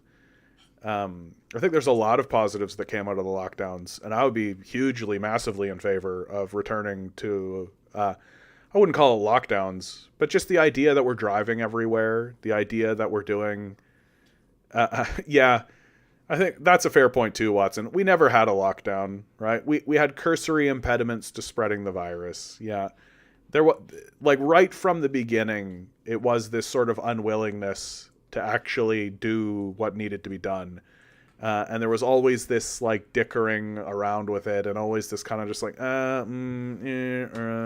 concessions to capital, and then at the end of the day, the whole thing ended up being a concession to capital.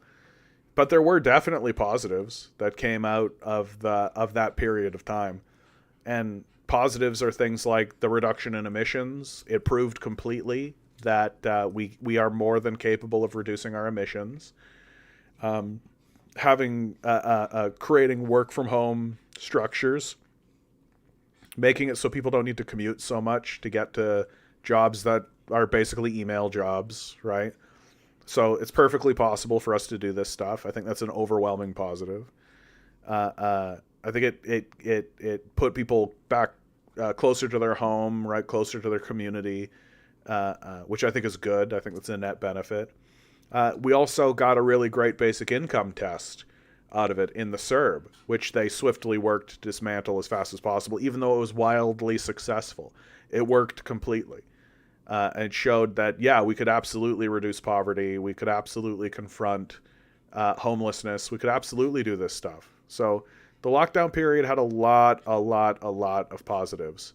The negatives, to me, seem to be like people wanted to go to Wendy's or whatever. Like I understand that it's a bit more complex than that, and that I'm not an extrovert. I'm an introverted person, so I'm completely fine with like a quieter, more simple sort of life. But extroverts seem to need to be like out in the world and dancing amongst the people and like all that kind of stuff. And so I can see why that lockdown period would be more difficult. And I think it was very difficult for people with children. That's who I think that it was really difficult for. Another positive is that I think it showed the kids that school is pointless, and they've got nothing to learn from these teachers who are basically putting the world into a meat grinder for money, right? Like it's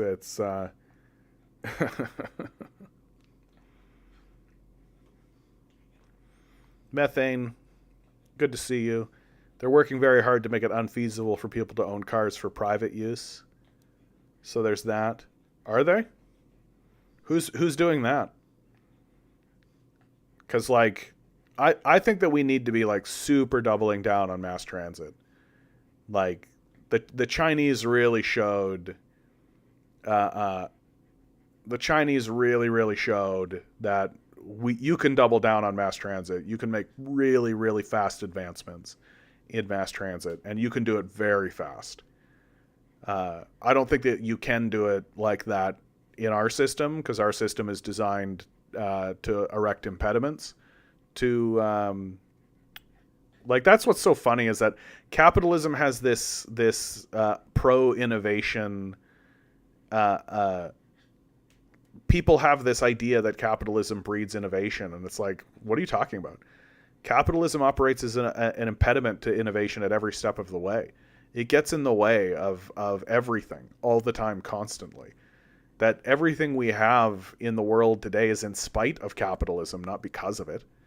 And it's just these capitalists that are constantly acting as gatekeepers and bottlenecking the process, and constantly undercutting one another and getting in each other's way, and putting in policies like planned obsolescence, creating false markets, scarcity markets, and just like constantly acting as a total impediment to everything. Do I want a Chinese government? I mean, I don't think it would be possible for us. Like, the Chinese have a different governing style, and to me, the reason why it works is that they haven't subserviated themselves to the system of capital on that kind of level.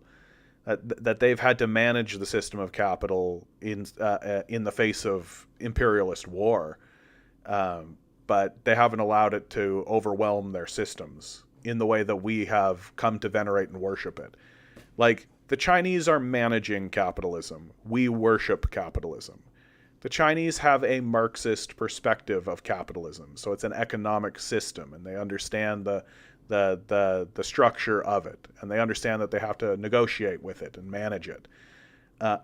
We here don't have an economic perspective or a scientific perspective of capitalism. We have a religious perspective of capitalism. That to me is our greatest weakness as a people, that we have this religious perspective of capitalism, and instead of looking at capitalism as a science and from a scientific perspective, we have a very religious outlook towards capitalism, and I think it's destroying us, and I think it's going to continue to destroy us, and it might very well be fatal to the project. Yeah, smash that like button. What do I think of Elon Musk? I think Elon Musk is a rich idiot that cosplays as a smart person.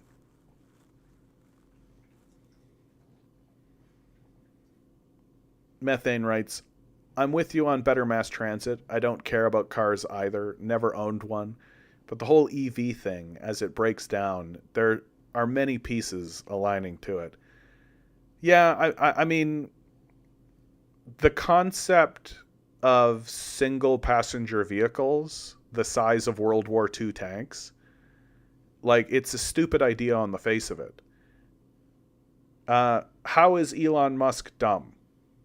I mean, he's just a very obviously dumb person. Like, once you actually see through the PR, like, he hired a PR team. So let's just like talk about like oh man, there's just so many good examples. Like,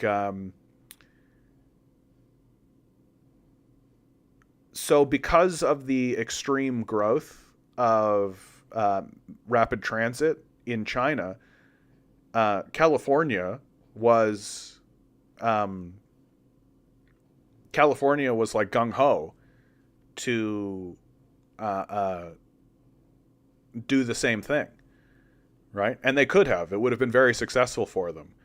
But Elon Musk convinced them not to, so he could do his Hyperloop thing, which ends up being like a tunnel for single use, for like cars to go through. Right? And the whole thing was a complete failure, and it wasted 20 years of California's time and a bunch of money and a bunch of resources. And it's just stupid. Right? Like, the thing about Elon Musk is that he never delivers on his promises. Right? Like, he's a phony.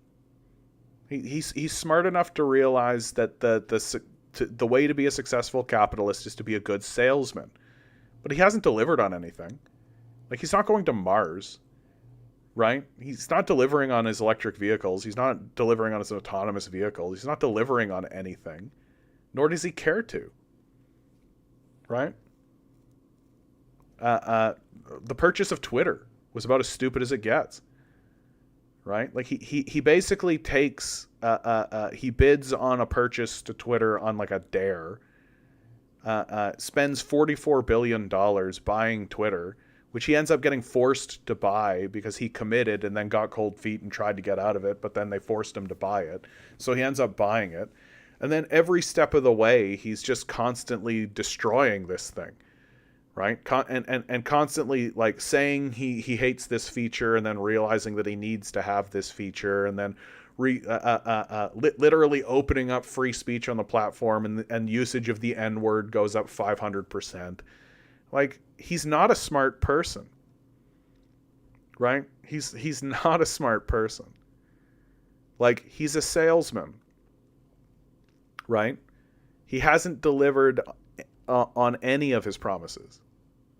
What has he delivered on? Like, what's something that he's actually done? Like, actually.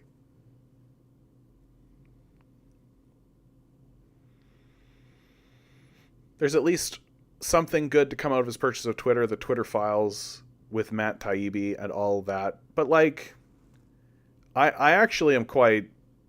Like, Matt Taibbi is going to get betrayed by Elon Musk. He's already getting betrayed by Elon Musk. And, like, what came out because of the Twitter files was, like, not that scandalous. It wasn't like this big expose that happened, you know? It wasn't like WikiLeaks or something. So I think Musk made a lot of hay about that and used Matt Taibbi as a way to legitimize the and like there is a bit of a scandal, but it's not like overwhelming, and it's not like something we didn't know was happening. I kind of just feel bad that Matt Taibbi got caught up in it, because Matt Taibbi is like, he's written some really, really good work, right? He's written some like really powerful work. Like Matt Taibbi's The Divide is one of the, like, I feel like people need to read that thing. Like, it's a really important book. And I think that what Matt Taibbi is showing all of us is, like, you can't trust Elon Musk, right? Elon Musk isn't going to go to bat for Matt Taibbi. Like, Elon Musk is going to flush Matt Taibbi down the drain as fast as he possibly can. What is it about Twitter that you feel offended by? I mean, just the purchase of it in general. Like, he spent $44 billion, right? And he spent $44 billion on that. Near as I can tell, it's been a total faff. That's more than the United States government spends fighting climate change. Which, incidentally, most of the money... I have a great article here, yeah. U.S. spends billions on roads rather than public transport in climate time bomb. New analysis finds money from Biden's $1.2 trillion infrastructure bill has overwhelmingly been spent on widening highways for cars. Roads, and more roads. Like, it's just, do you think other billionaires would treat you better? No. Like, I don't think billionaires should exist. I think billionaires should be, the whole concept of a billionaire should be gone. It should be abolished. Like, we should consider that to be despicable and disgraceful on the face of it. Like, just on the face of it. In the same way that we consider, like, pedophiles disgraceful on the face of it. And it doesn't really need to be defended. We understand why. Right? That's more or less how I view a billionaire. That, like, there's no such thing as a good billionaire. There's no such thing as a billionaire that earned it. There's no such thing as any of that. Billionaires should not exist. There should not even be one. I don't care if Taylor Swift is a billionaire. There shouldn't be billionaires. Like, the concept of a billionaire should be grotesque. And is grotesque. Yep, Brian Mulroney died. We talked about it earlier. The U.S. is continuing to spend billions of dollars on expanding enormous highways rather than fund public transport, with a landmark infrastructure bill lauded by Joe Biden only further accelerating the dominance of cars at the expense, critics say, of communities and the climate. Vote blue no matter who, will push them to the left. So wouldn't you prefer a transparent billionaire? No. I am actually more impressed by the billionaires who stay out of the public view, right? Like we've got David here in Canada. We have the richest man in Canada for a long time was named David Thompson, 3rd Baron of Fleet. Literal baron, right? Like his family came over as barons, set up a barony. He is the inheritor of like billions and billions of dollar fortune. And he basically just stays out of the limelight. He doesn't say a goddamn thing. He remains completely silent. I prefer that, right? Because there's more dignity to it. He doesn't ask us to worship him. He stays out of the public view, the public eye. I don't think he should exist, because I think structurally he's a problem. But at least he's not asking us to worship him the way that Musk wants us to, right? Like Musk's whole pitch is worship me, venerate me, adulate me.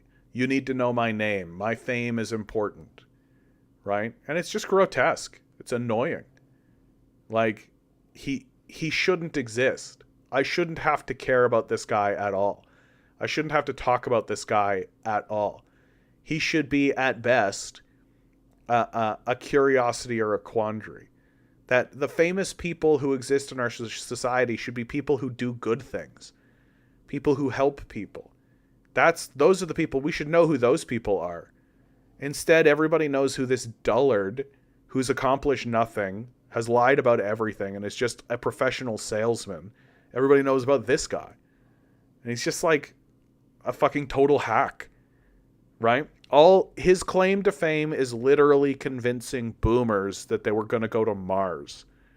Like that's his whole fucking claim to fame. Is erecting this little money empire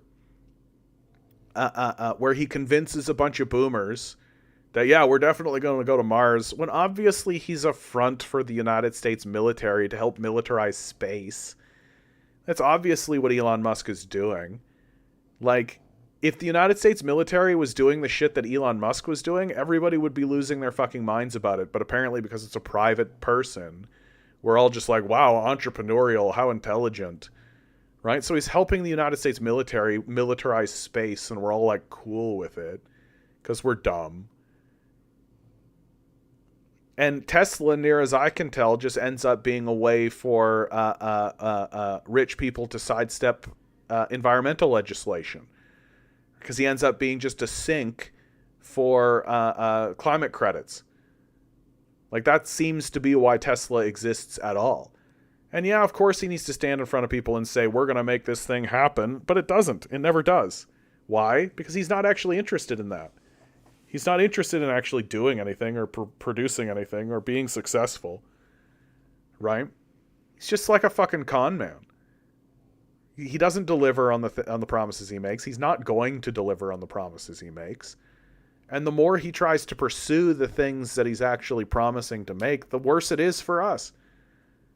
Like, getting to Mars? Are you kidding? That's not serious. The idea that we're going to terraform a dead rock while destroying the living ecosystem we're actually on. Like, how unserious can you get? So the idea that I'm supposed to like this guy or pretend like he's something other than, like, near as I can tell, Elon Musk is just like a daddy's boy. He's just trying so hard to earn his daddy's love. Do you at least acknowledge the fact that his acquirement of Twitter was against his own interest? Yeah.